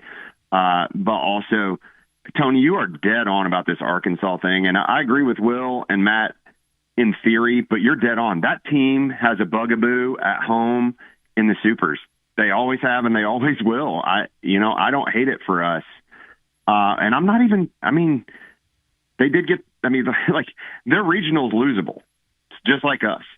So it'll be interesting. Maybe Tennessee ends up hosting a super, but I'm really glad for the boys to get to host a regional and get at least one more game at home for Hunter Inslee. Guys, I hope you have a great day. Thanks for the time. Thank you, my brother. Last year, correct me if I'm wrong, guys. Oh, I know this offhand. I was going to ask you, Tennessee was home regardless last year, whether Wake won or not. It was the whole. The committee doing, though, really creative things, Matt, by putting Chase Burns in their bracket. That's what it was last year. We were all up in arms thinking back on that. And that turned out not to matter because Wake just went with a whimper last year. Did they even win a game last year, Matt, or did they lose No, two in a row? They went 0-2. No, yeah, they went 0-2. Burns gave up like a 3-run homer in that 0-1 losers bracket game, and East Carolina beat them in the late innings. Eric, are you processing this, and are you coming to town for this? I'm going to try to come to town for it. I'm going to have to start looking for tickets after we drop off the line here. But, and here's the thing for me. I get two teams in this tournament, in this regional. Because when it comes down to it, I'm going to be pulling for Tennessee because I think they can win the whole thing. But I'm very excited for Cincinnati. They literally have not a large bid to a regional since 1974. So this is a historic moment for them. Say that again. They have not had an at-large bid to the NCAA tournament since 1974. What? They won their conference a few years ago, and they got in, and they beat washed out, but they started the tournament by beating Oregon State. But before that, the only at-large bid they'd had was 1974. So this is a big moment for them. Bino, Jeff Henderson, how surprising is that when you hear that? Because we take this so for granted around here at this point, which we shouldn't. Bino, that's an amazing thing that Eric Waddell just shared with us. Well, I'll tell you how stunning it is, Tony. That's the year that I graduated from high school, if that puts it in any perspective. Bino appears on All Patrol Live. It makes it better that Xavier was kind of on the fringe of getting in and got left out as well. So it's kind of, you basically have already won a game with that and with that little That's factor. always a win.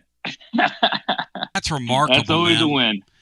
Hey, and with respect to the great air quotes, great Kevin Youkilis that you guys have thrown out there, Sandy Koufax pitched at Cincinnati. Yes, he's on the Cincinnati Mount Rushmore, no doubt.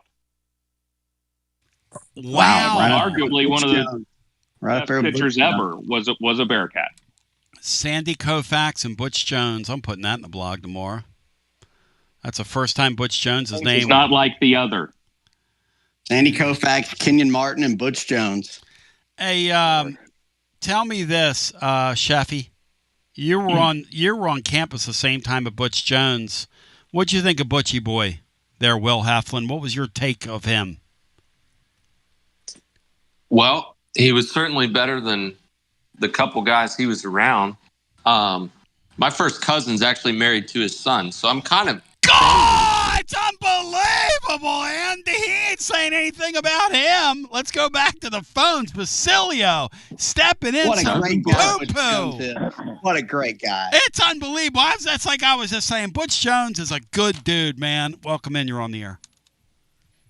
Hey, Tony. Greg with you. Hey, Greg. Welcome in. How's it going, gentlemen? Good to be alive and great to be with you guys today. What a fantastic day this is. As we all get set for the road to Omaha. I think Tennessee got a pretty good bracket there. It'll be tough for the Vols. You know, going back to the SEC tournament, and you guys might disagree with me here, but pitching's the main thing in college baseball, pitching. And I was shocked to see the starting pitcher for the Vols in that game against the Vanderbilt. And I wanted to ask, and I thought this, do you think Doyle would have been available, truly would be available in that game for like 30 pitches against Vanderbilt? Matt, they wouldn't have done that, would they? No, they wouldn't. I would. No. There's no way you throw him any innings after the first game. You want to save him for this upcoming week. Because at the end of the day, you're not trying to win that game. You're just not. If you win the game, Tony. It's kind of like what. Go ahead. I was just going to say Reese Chapman had a better chance of pitching than Liam Doyle did on Saturday. It's a great line. Great line. And here's why, Greg, to me, the question is why? Why? Why would you do that? You got this real tournament that you're in. And the second thought that comes to my mind is I really needed to get out of there. It's good that they run rule. It was, to me, in retrospect, let's start the season Friday night. And I hope they look differently when we start the season. I'm open-minded to that. Well, I agree with you, Tony. I think Tony Laws will not admit this, but I think he was ready to go home. Mm-hmm. Didn't care whether he won the Vanderbilt game or not. Mm-hmm. He was ready to go home Mm-hmm. because, like I said, baseball is about pitching, baby. And if you ain't got it, I mean, it's not going to be good for you. And they didn't have it that day. So I think he was ready to go home anyway. I hope you're right. Hope we're all right in thinking that the season's really going to start on Friday, as you mentioned. Also, Vanderbilt being the number one seed. I don't think Corbin's happy about getting Wright State. What about you guys? Oh, I don't think there's any question about that. Now, he was pretty diplomatic, but Tony was in front of the camera a couple years ago, and behind the scenes, Tony was on the damn warpath. He told me that week, he said, you wait till you see these guys. Now he got a different Wright State than the one we got. Hey, Matt, this Wright State team against that Wright State team would lose what? Like 9-2, something like that?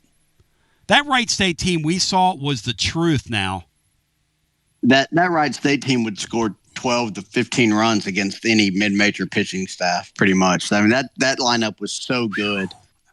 I mean, they had one or two of those guys or at least one of the guys has already made the big leagues. And another one's been with the Astros, like double or triple A team. No, that Wright State team was incredible. They were a lot closer to a 2 seed than they were a 4 seed. And I remember being there and seeing those guys up close, Matt. I can't believe for a mid-major baseball team how big those dudes were. They had some big guys on that team. Some big dudes now. They had a guy out in, that guy in left field. Because I was out on the porch, and that was the first year of the porch, and we were right on top of those guys. Because we were on the Calhoun's porch then, I want to say, that year. And those guys were huge. Huge. Playing mid-major baseball.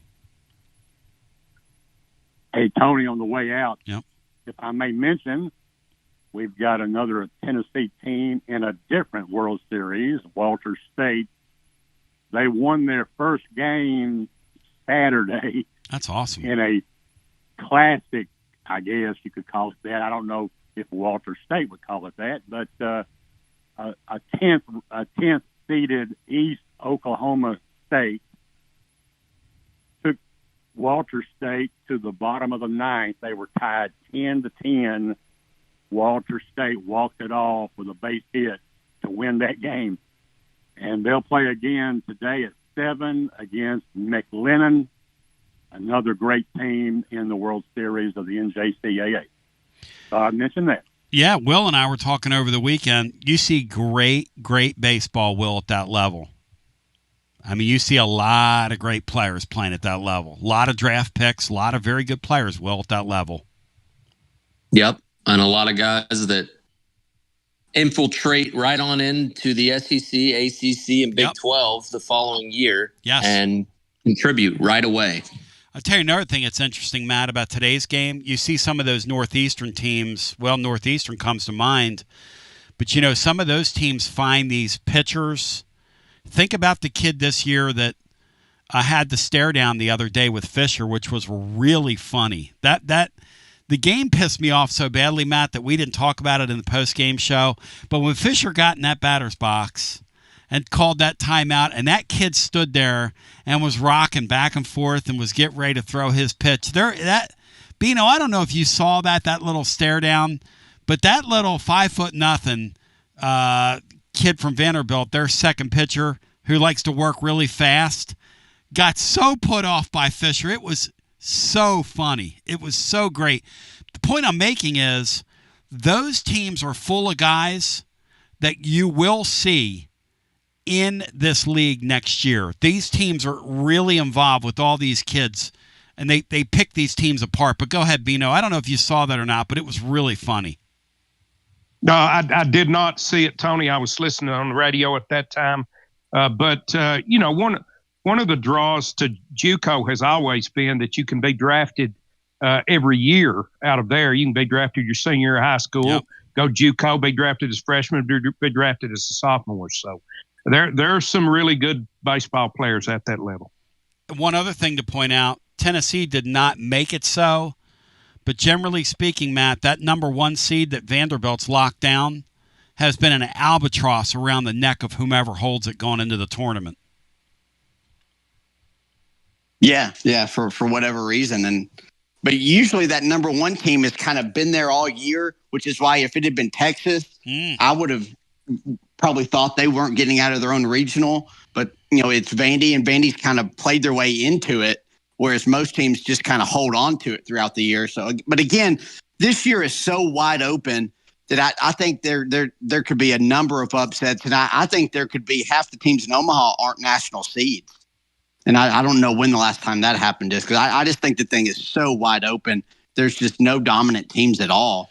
And a lot of the teams at the top have some obvious flaws. You know what we ought to do, guys, is on Thursday, we ought to get our band back together when Adams is here on the outset of this thing, or maybe even Friday, and do a deal where we kind of look at and predict and pick, because you can gamble on this stuff now, Will, some of the upsets. Like, Will, when you're looking at that bracket right now, or anybody, who jumps out that's on upset alert to knock it out of the regional? Who wants to go first?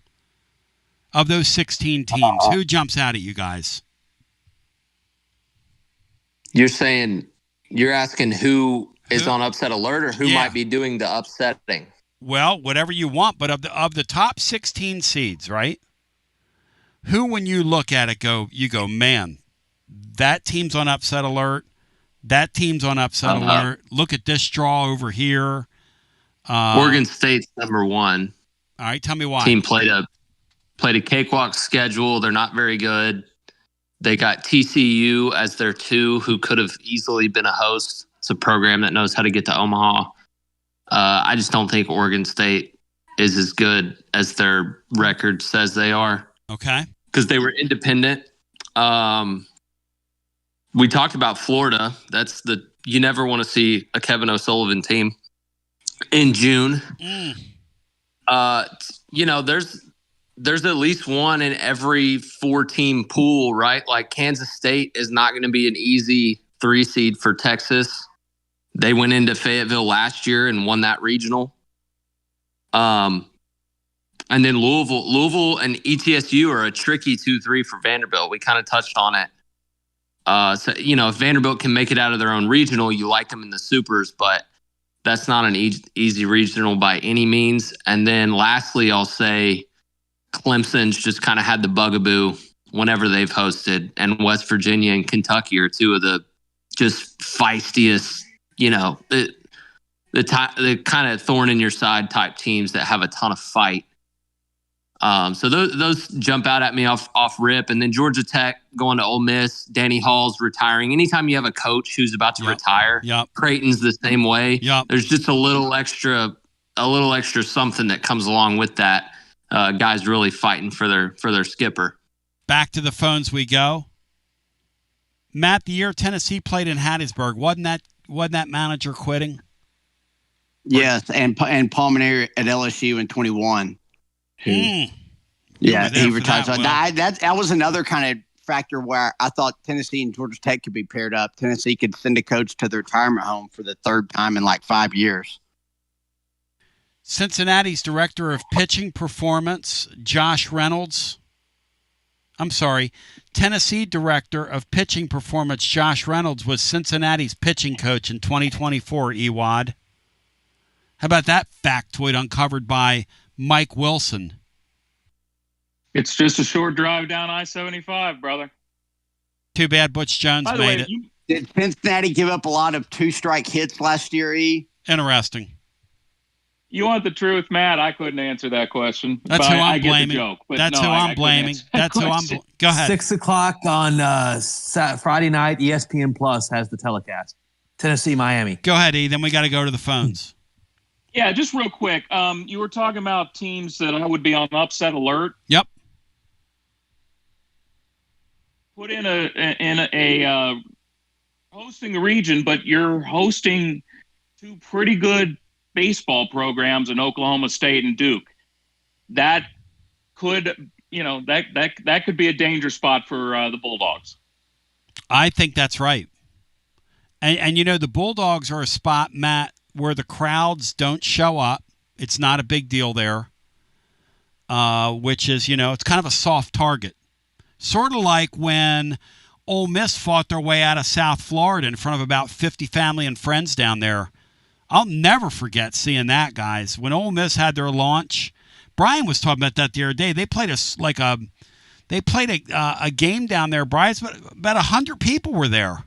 Looked like a high school stadium in Miami. A rain delay deal. Too, okay, yeah. There you go. That's what it was. No, the Georgia one's interesting. Yep. They're playing at home, and that's just a launching pad, even a lot more than Lindsey Nelson, even though it never gets talked about. Yes. I don't know how much Duke or Oklahoma State can slug it. Oklahoma State typically does, but of course, Oklahoma State's kind of one of the teams that when they host, they usually get beat at home too in this deal. But no, Georgia's susceptible to getting beat if they run into a home run hitting team.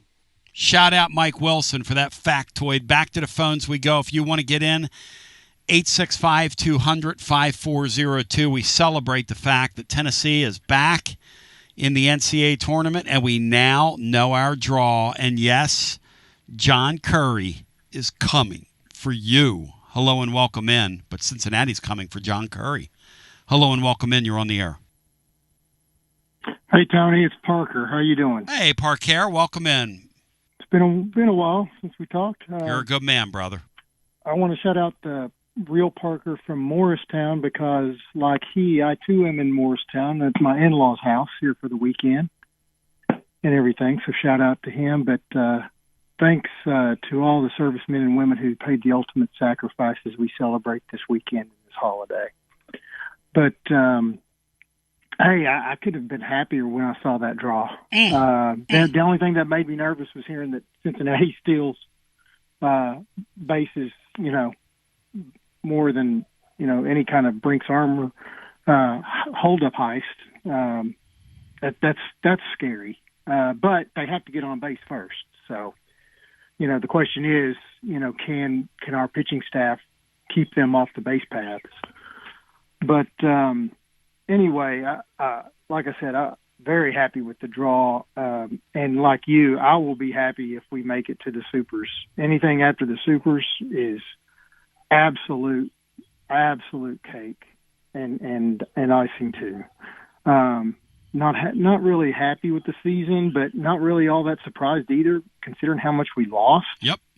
We lost. People don't remember how much we lost, or the 20-game win streak at the beginning of the year sort of glossed that over. But let's just hope that.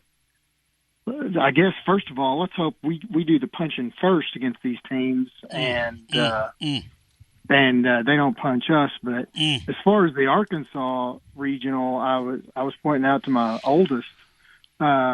I said that's the team that we played in 21, where Drew Gilbert hit that mammoth walk-off grand slam in the first game.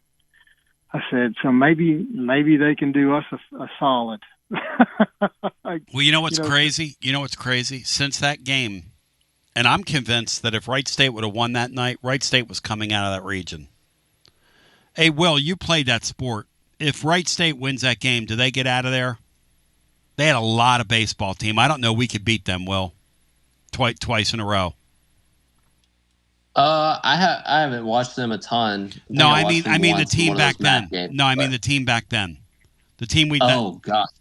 Well, that team had like 3 guys in the first 2 rounds. Yes. They were so offensive. They were unbelievable. Yeah, that changed the entire regional. I think they would have been kind of the Oral Roberts of 23. I think that's right.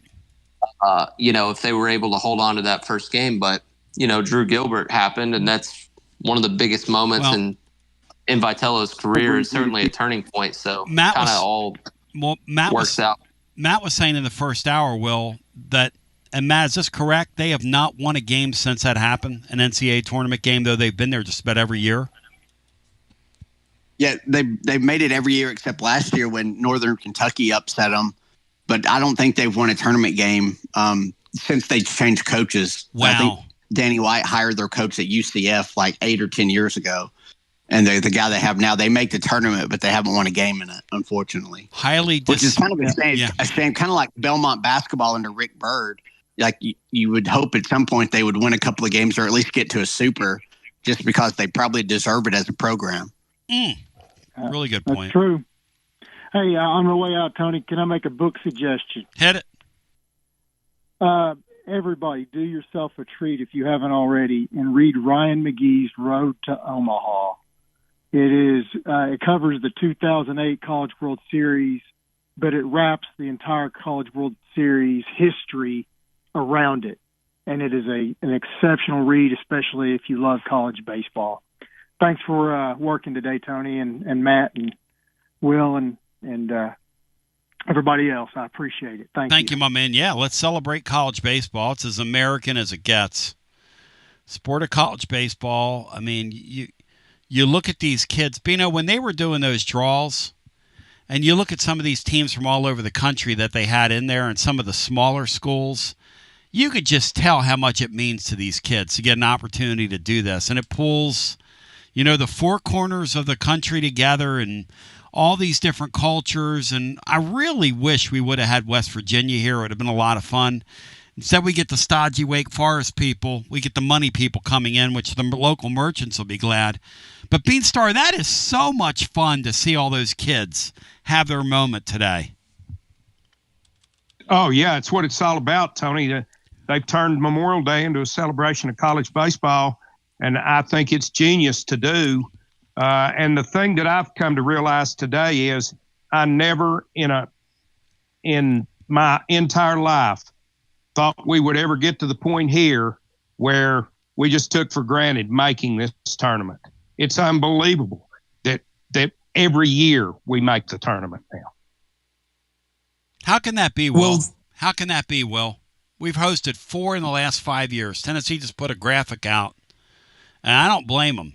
You got to tell your story and brag on social media.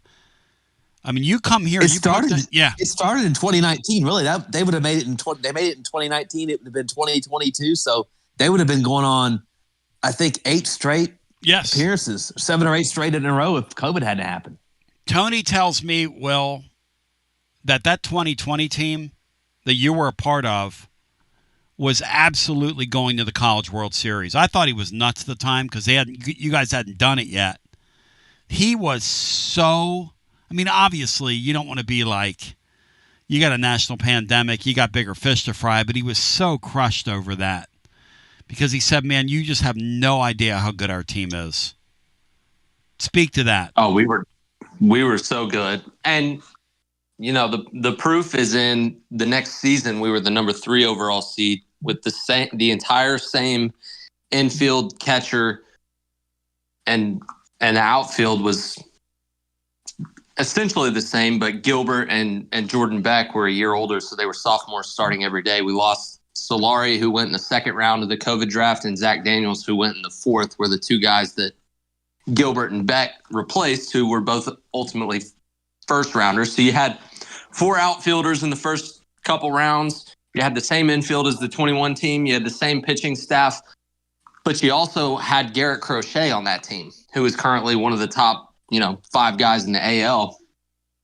So, I mean, if 21 was any sort of justification of what the 20 team was, then you could look at it that way. But the reason that they've hosted 4 out of the last 5 and they're on this run of just being right there in the mix every single year is because Tony is built on recruiting. That's what got him the job, and he still does it like a maniac. And it doesn't matter how much they win and be successful, he'll continue to do that. And so anytime he, as long as he recruits the way he does, then they'll be good. They'll have years where it may not all click, but they'll always have what they need ingredients-wise to be in the kitchen and try to cook a product that gets Tennessee to the postseason.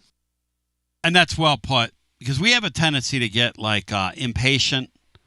And baseball is a sport, if you watch these teams in the league here, where you got to kind of grow your team across the course of a year.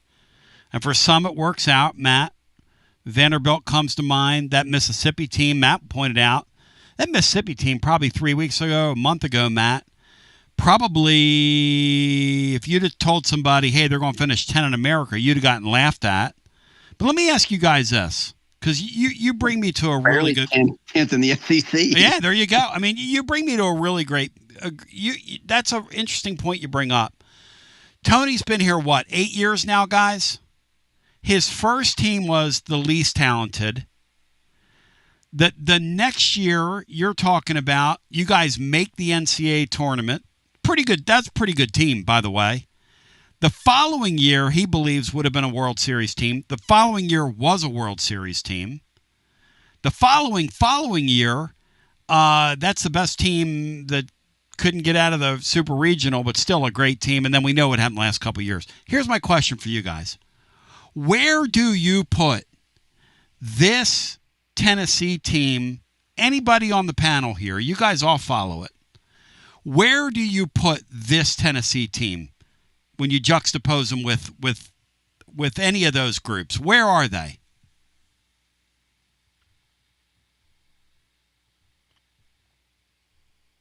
Bracketed with the 23 team. It's kind of a team that maybe underachieved slightly, or that team underachieved big time in the regular season, but turned it on late. I don't know if this team has the upside that one did, but they're kind of similar to that one. So, I mean, last year's is at the top, then 22, and then 21, and then I'd put this year and 23 kind of right there, a little bit below those the other World Series teams. They only had 9 appearances all time prior to Tony Vitello, and this would have been, without COVID, his 7th straight.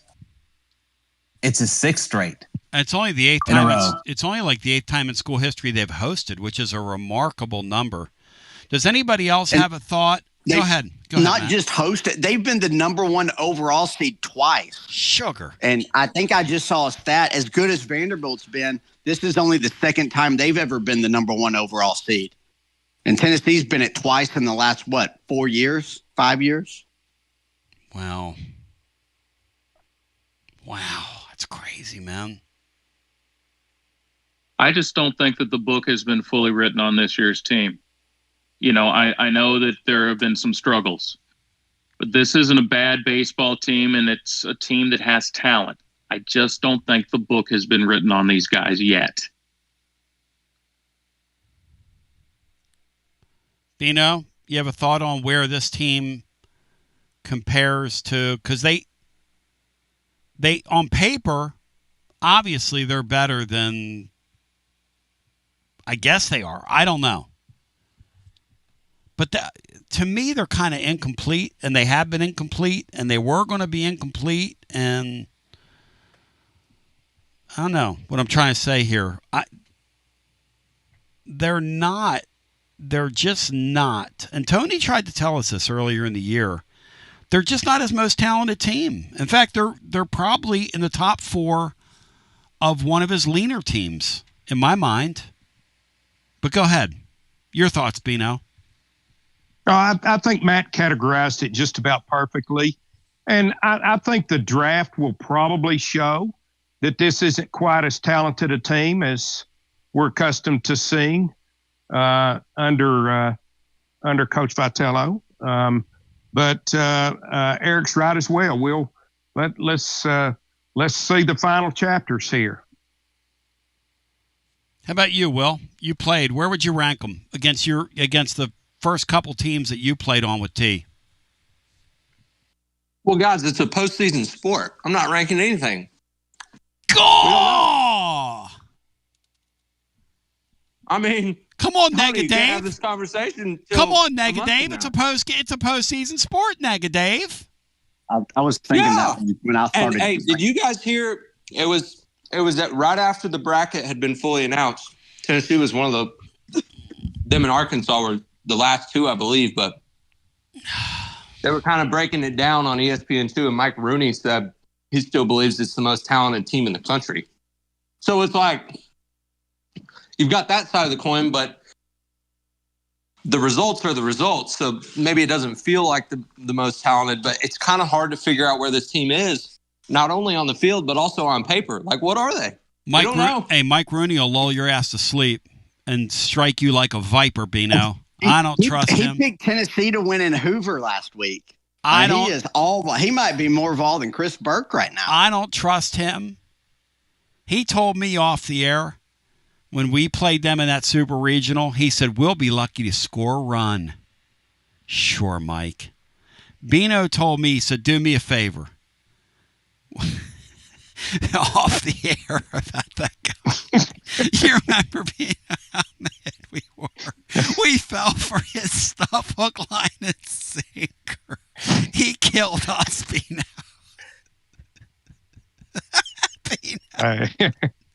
That Rooney guy. Let's get our next call. Yeah. It's the Adam Gold rule. We don't have those guys on anymore. No. Hey, Adam, two things for you. Get you a shot of vitamin B1 and step off. Adam Gold. I like Adam Gold. He's cool. Let's go back to our phones, get our next call in. Hello and welcome. Hey, Tony, this is Gary. How you guys doing today? Hey, Gary. Great you to talk to you, man. You and the crew there, the whole crew? Great day. Yep. Hey, Gary, I was just going to eat my lunch, and they showed Jim Schlossnagle on my TV here, and I just lost my appetite, but go ahead. Lost your appetite, right? Hey, I tell you what's funny is seeing some of these coaches that we never see without a helmet or a hat on, and Van Horn and Corbin both. They just don't look right without a hat or a helmet on, do they? No, they don't. In fact, I said that even with a helmet or without, Corbin looks like he's at the perfect school because that dude looks as preppy can be. I mean, what a yuppie. Back in my day, we'd have called him a yuppie. Tony, this may surprise you, but I have a Cubs helmet just like the one, that Vandy helmet that Corbin wears, and I almost wore it to the Cubs Reds game this weekend, but I decided not to because I did not want to do that. Do me a favor and send me a photo of you in that helmet, because I bet I knew what bus. No, not going to do it. Not going to do I bet that. I know what bus. Never mind. Go ahead. Hey, I like our draw. I think I like our draw a whole lot better than what Vandy got. And who do you guys think, Matt and Will especially, and who out of that Fayetteville region has the best chance to maybe take down Arkansas? Because if Arkansas loses, then the winner of that bracket would have to come here, right? That's our only way of getting the host.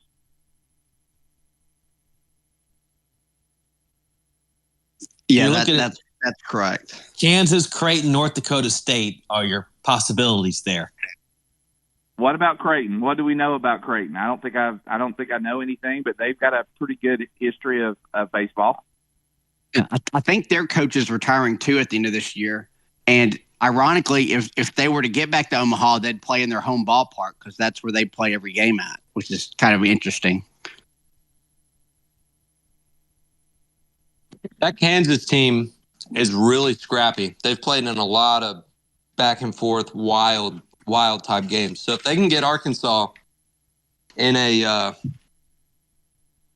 how do I put this PC wise? If they can get in a back and forth, knockdown, drag out game, then Kansas could certainly jump up and bite them. But, the 2 seed is obviously always most likely on paper. So Kansas, are they kind of like a Kentucky kind of team? I don't know necessarily play style wise, but yes, in terms of how they come at you, they actually remind me a lot of Cincinnati.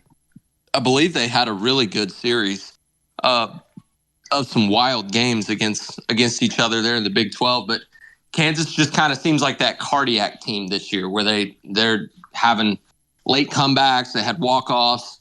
They had a stretch where they were really hot in kind of the middle of the year. So, them, Kentucky, West Virginia, Cincinnati, I would clump those type teams into that group. Tony, how do you feel about going to Arkansas? I know you talked about it earlier. That doesn't really scare me. No. I know we won the first game there, and we had the lead in both of the other games that we eventually lost. But we had the lead in both of those games that we lost. Gary, that's the best baseball we played all year, including Hoover. And I'm talking about just consistently. There's something about our ball club where, and Will Heflin and I are going to agree to disagree on this, it would be the best thing for us to get in that environment. It brings out the best in our kids. Our guys play better when you put them in the pressure cooker. I don't know why that is, but they play. When you think about it, and you think back to what happened Saturday morning, it makes a great sense. Because our guys are much better in that night game with a full crowd there. Back against the wall. And your back's against the wall than they are.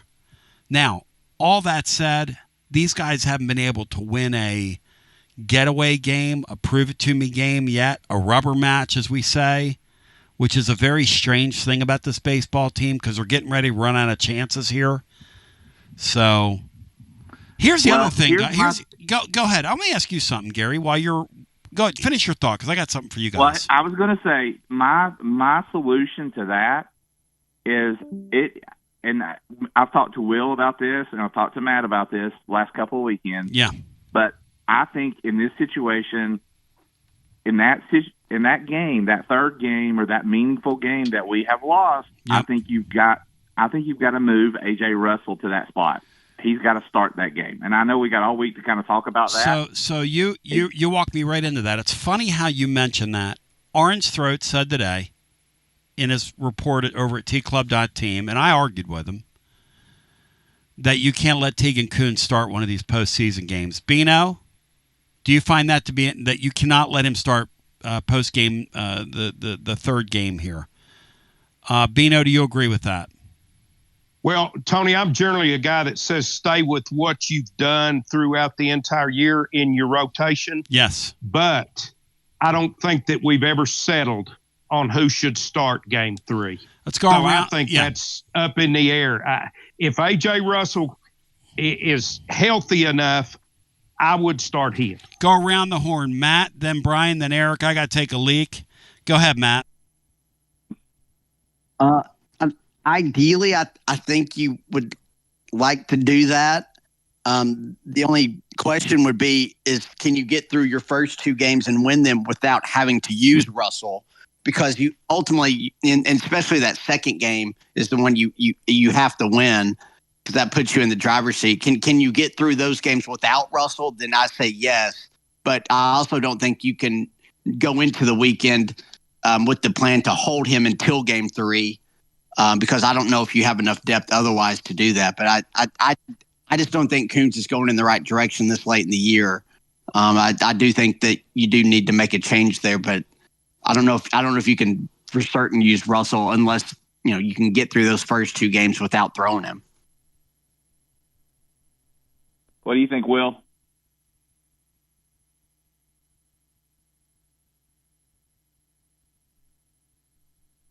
Does Arvidsson come into the picture as a starter? I'm sorry, I thought Will was still with us. I didn't see he was gone. That's a good thought. Great thought, Brian. Maybe Arvidsson is the guy. If you start AJ, yep, in that game 3, maybe Arvidsson is the guy that you can depend on now to slide into what was the spot where Russell came in, always kind of in support of Marcus. Here's a problem you guys have, though. Hey, Eric, if I take Tegan Kuhns and I pull him off the field after doing all this and he doesn't get to start, okay, how am I going to use him in relief? Can I use him in relief? It's a young kid. Am I messing with his psyche? Am I almost better off, like Bino said earlier, am I almost better off just like the kid at second base? He doesn't need to be on second base, but they're going to play. They're going to put him there. Am I almost better off just staying status quo? I think there's two schools of thoughts to that. I think one school of thought is if you're going to make that difference, you need to be talking to him now and letting him know he's still an important part of this. Or the other thing is you start him, but you're on a short leash, or have him on a short leash, and that's okay. I think that you may not want to mess with status quo, but at the same time, if that's what you decide you're going to do, you need him to know that he could go in at any second. I mean, tournament baseball like this is different than the entire regular season because of, it's if you lose that second game, you're done. I mean, it's over. So you handled pitchers, I think, differently in that situation. Hey, Matt, do we have any? You let them know. Matt, do we have any idea? Well, no. Do we have any idea? Because I want you and Gary and Bean. I want y'all's thoughts on this. Do we have any idea what kind of pressure Miami of Ohio can put on us with their running game? Is that even a part of what they do? They have 44 stolen bases on the whole season. They have one guy. I think he's their 3-hole hitter. Has 10 of them. He's their center fielder. So they don't run the bases at all. Now they may be a little bit more aggressive against Tennessee. Yes, especially if Phillips is there, but that's not part of their team, so that's not a factor in game 1. Okay, I'm gonna make a note of that. So if you start, I think a lot of this is kind of matchup dependent because, like Bino said, we don't have defined roles. Mm-hmm. Guys haven't developed into them. Ultimately, I think they'll keep Kuhns as the third starter because, like you said, Tony, he's not pitched in relief since early in the year. They've not really developed him to do that, and they've started using Russell as a reliever and bringing him in during innings even. So I think they've kind of prepared him for that. So I think they'll probably keep it the same and just have a quicker hook, like E said. The one thing, if you win your first 2 games, it's not a free game, but you have to get beat twice. So I think it would make the most sense to just go ahead and use him in that game 3 to where even if he does get beat, you can come back the next day where you'll still have a huge pitching advantage regardless of who you've used that weekend. Yeah, that's kind of, hey, Bino, that's sort of my inclination. I see what you're saying about how nobody's really locked it down. But I'm back to you. I mean, our second baseman hasn't locked it down, but we're going to leave him at second. Does that make any sense?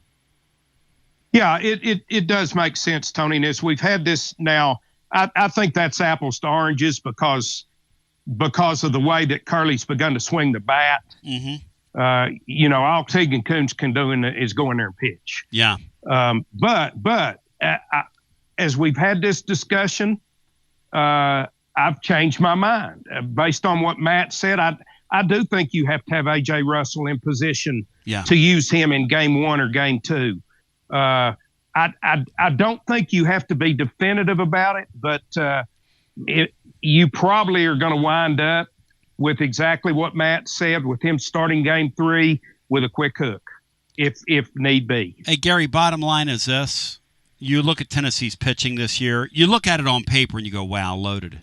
You look at them as they've executed throughout the year or not, and you say, damn, we're hosting. That's a pretty impressive job to be hosting with as little as we've gotten at times from that third slot and just taxed our bullpen.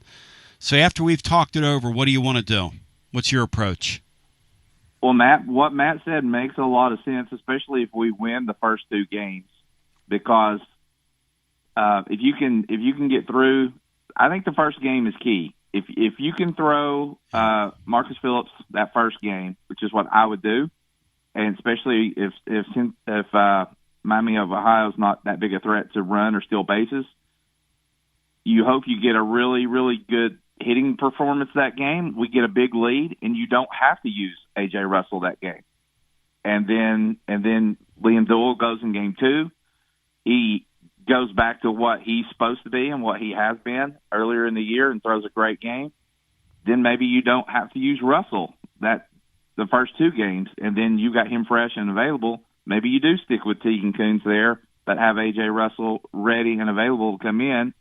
Or if we happen to lose that game, you save A.J. for starting a 4th game, if need be. Very interesting stuff. No right, no wrong answers. I wonder how flexible. Well, one thing Tony's shown us in the past is he's flexible, yet he's inflexible. People last year, I remember people last year were getting all tore up at him because he kept that opener with the Stamos guy. But that's what they did.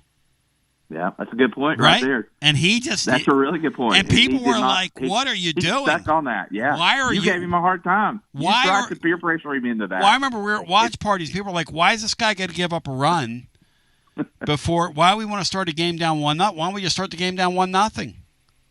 But that's what they did. Yeah. And he does what he does. I think that'd be a great. Earlier in the show, you said you'd like to have Griffin Merritt on. I think that could be a great idea. Get him on this week and let him talk about both of the programs. That'd be fantastic. Thank you, my man. man. To hear from him. Thank you, See you guys. Man. Yeah, good talking to you. Any final thoughts here on the way out? I'll go around the horn. Bino, Jeff, anybody? Tony, it's been absolutely great discussion today. I've enjoyed everyone's input, but I'll have to admit I've had kind of a divided mind for more than an hour. And Will's not here anymore, but the question just kept preying on my mind.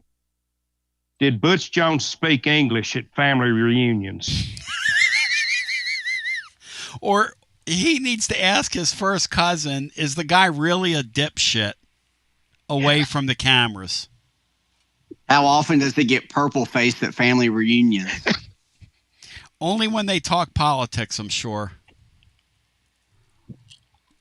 Love you guys. Go Big Orange. Love you. Hey, Ewad, any final thoughts here with your boys invading? Yeah, just a couple of things. Will they bring fans, eh? Will they bring fans here? They'll bring some. I don't think bringing at least one. They'll have at least one there. I can promise you that. Well, any of the teams bring fans. The Wakesters, they'll bring a couple people. They'll all look like they're from Vandy. Yeah. Like John Curry and Steve Forbes. Bunch of nerdy Billy Derrick looking bastards. Continue. Bald Buzz. In lab coats. Just something fun to hopefully for people to watch. Natty, Carrington Cross. Player of the year, batted .399 this season. Shit. Yeah. So that kid play. He's worth the price of admission himself. I'm going to be rooting for Tennessee, but I'm going to be watching that kid play. Hopefully they'll knock off Wake Forest and that'll make things a little easier down the road for the Orange. But yeah, no, he's a fantastic player. And like I said, worth the price of admission. And, Miller Huggins. Miller Huggins is from Miller Huggins is from Cincinnati. Bearcat. Really? Yes. Yeah, there's not been a ton of success over the years for the program, but they do have 2 Hall of Famers. Is Miller Huggins related to Bob Huggins? My knowledge. That's a good question. I'll find out. Miller Huggins, Sandy Koufax, and now That's quite a drought, E. I didn't say it wasn't, Dino, but they got two pretty good ones there. Yes, they do. Thank you, boys. Matt, any final thoughts? Anybody else? No, just I think Tennessee got about as good a draw as you could ask for in a regional. Then we can kind of debate the super, but I think they got a fair draw in that aspect. So it's a lot of fun. You've got all the talent and the pedigree with the program to get back. Can you get those clutch moments like this program's become accustomed to in the postseason? I mean, I was hoping we could talk about it with Will, but it's crazy how just 3 kind of swings have changed everything about Tennessee baseball. The Gilbert grand slam, Denton's 3-run shot against Clemson when they were down to their last out, and then that 9th inning against Florida State last year, which had a number of incredible moments. Like, this program's just been clutch in the postseason. Can this team become that when they haven't really been clutch all year? But they have their opportunity, and they get to start the thing at home, which at the end of the day, I still think is a good thing. So it should be a lot of fun, and I hope we get great crowds and especially get great weather. And we can make that place a hornet's nest again. Remember the opening game last year in the tournament? They jammed like 8,000 or 9,000 people in there. Matt, it was one of the most incredible things I've ever seen. Hey, Matt, I was out there. Let's do that again and get the fire marshals called. Well, to Matt's point, I was out on the porch last year, and the sprawl over there in that landing area on the right side, all that concrete, Matt, there wasn't a speck of concrete there on that Friday night. I mean, there wasn't one unused piece of that stadium. There had to be 9,000 people jammed into there, Matt. Had to be. It gives me chills thinking about how big that crowd was. But at any rate, guys, thanks. A lot of fun. Today was really good stuff. This is the type of day that I really appreciate, and I appreciate freedom every day, but when we get together and celebrate something that's so American as this sport, and do it in the spirit that we did it in today, with the conversation and all the different viewpoints and all the people that called in and all the people that had so much patience with us as we watch these guys, and all the time that the Chris Burks of the world and all this traveling these people are doing to bring this to us. This is going to be really a fun tournament. And I thank Tony Vitello and all these guys that have worn this uniform, but this era, for just kind of making it real to us. This is a great time of the year now in sports. A great time of the year. I don't know how long the Vols are going to last, but it's still a great time of the year. So congratulations to both these teams, the softball team and this baseball team, as the baseball team looks to get where the softball team has gone, and that's back to the College World Series. Thanks to Matt, thanks to Will Heflin, thanks to Bino, thanks to Eric Waddell, thanks to Brian Hartman. My name's Tony Basilio. You can read it at tclub.team. We love you. God bless, and G to the B to the O. And where'd you go, Bino?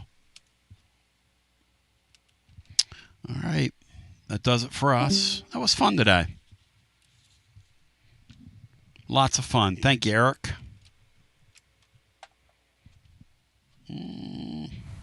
Let's see here. W259AP, Powell, Knoxville. Funny story. So I was just talking to Bino a few seconds ago, and I was kind of, I don't know, how do you say this? Getting a shower while I was doing it. And I said, Bino, doing it. No. What time is it? And what did you say to me, Bino? 10:56. So I made it in here 5-6 minutes past the hour. So, hey, I try. It's a Memorial Day edition. I want to just acknowledge all those who have made the ultimate sacrifice, and those that have served as well, for us to be able to enjoy the freedoms that we enjoy in our country. It's the first thing I want to say today. So, a happy Memorial Day to you and yours. We're about an hour or so away from the draw program over on ESPN. Last night, they announced that Tennessee is one of 16 host cities. What they didn't do last night was put a number by anybody's name.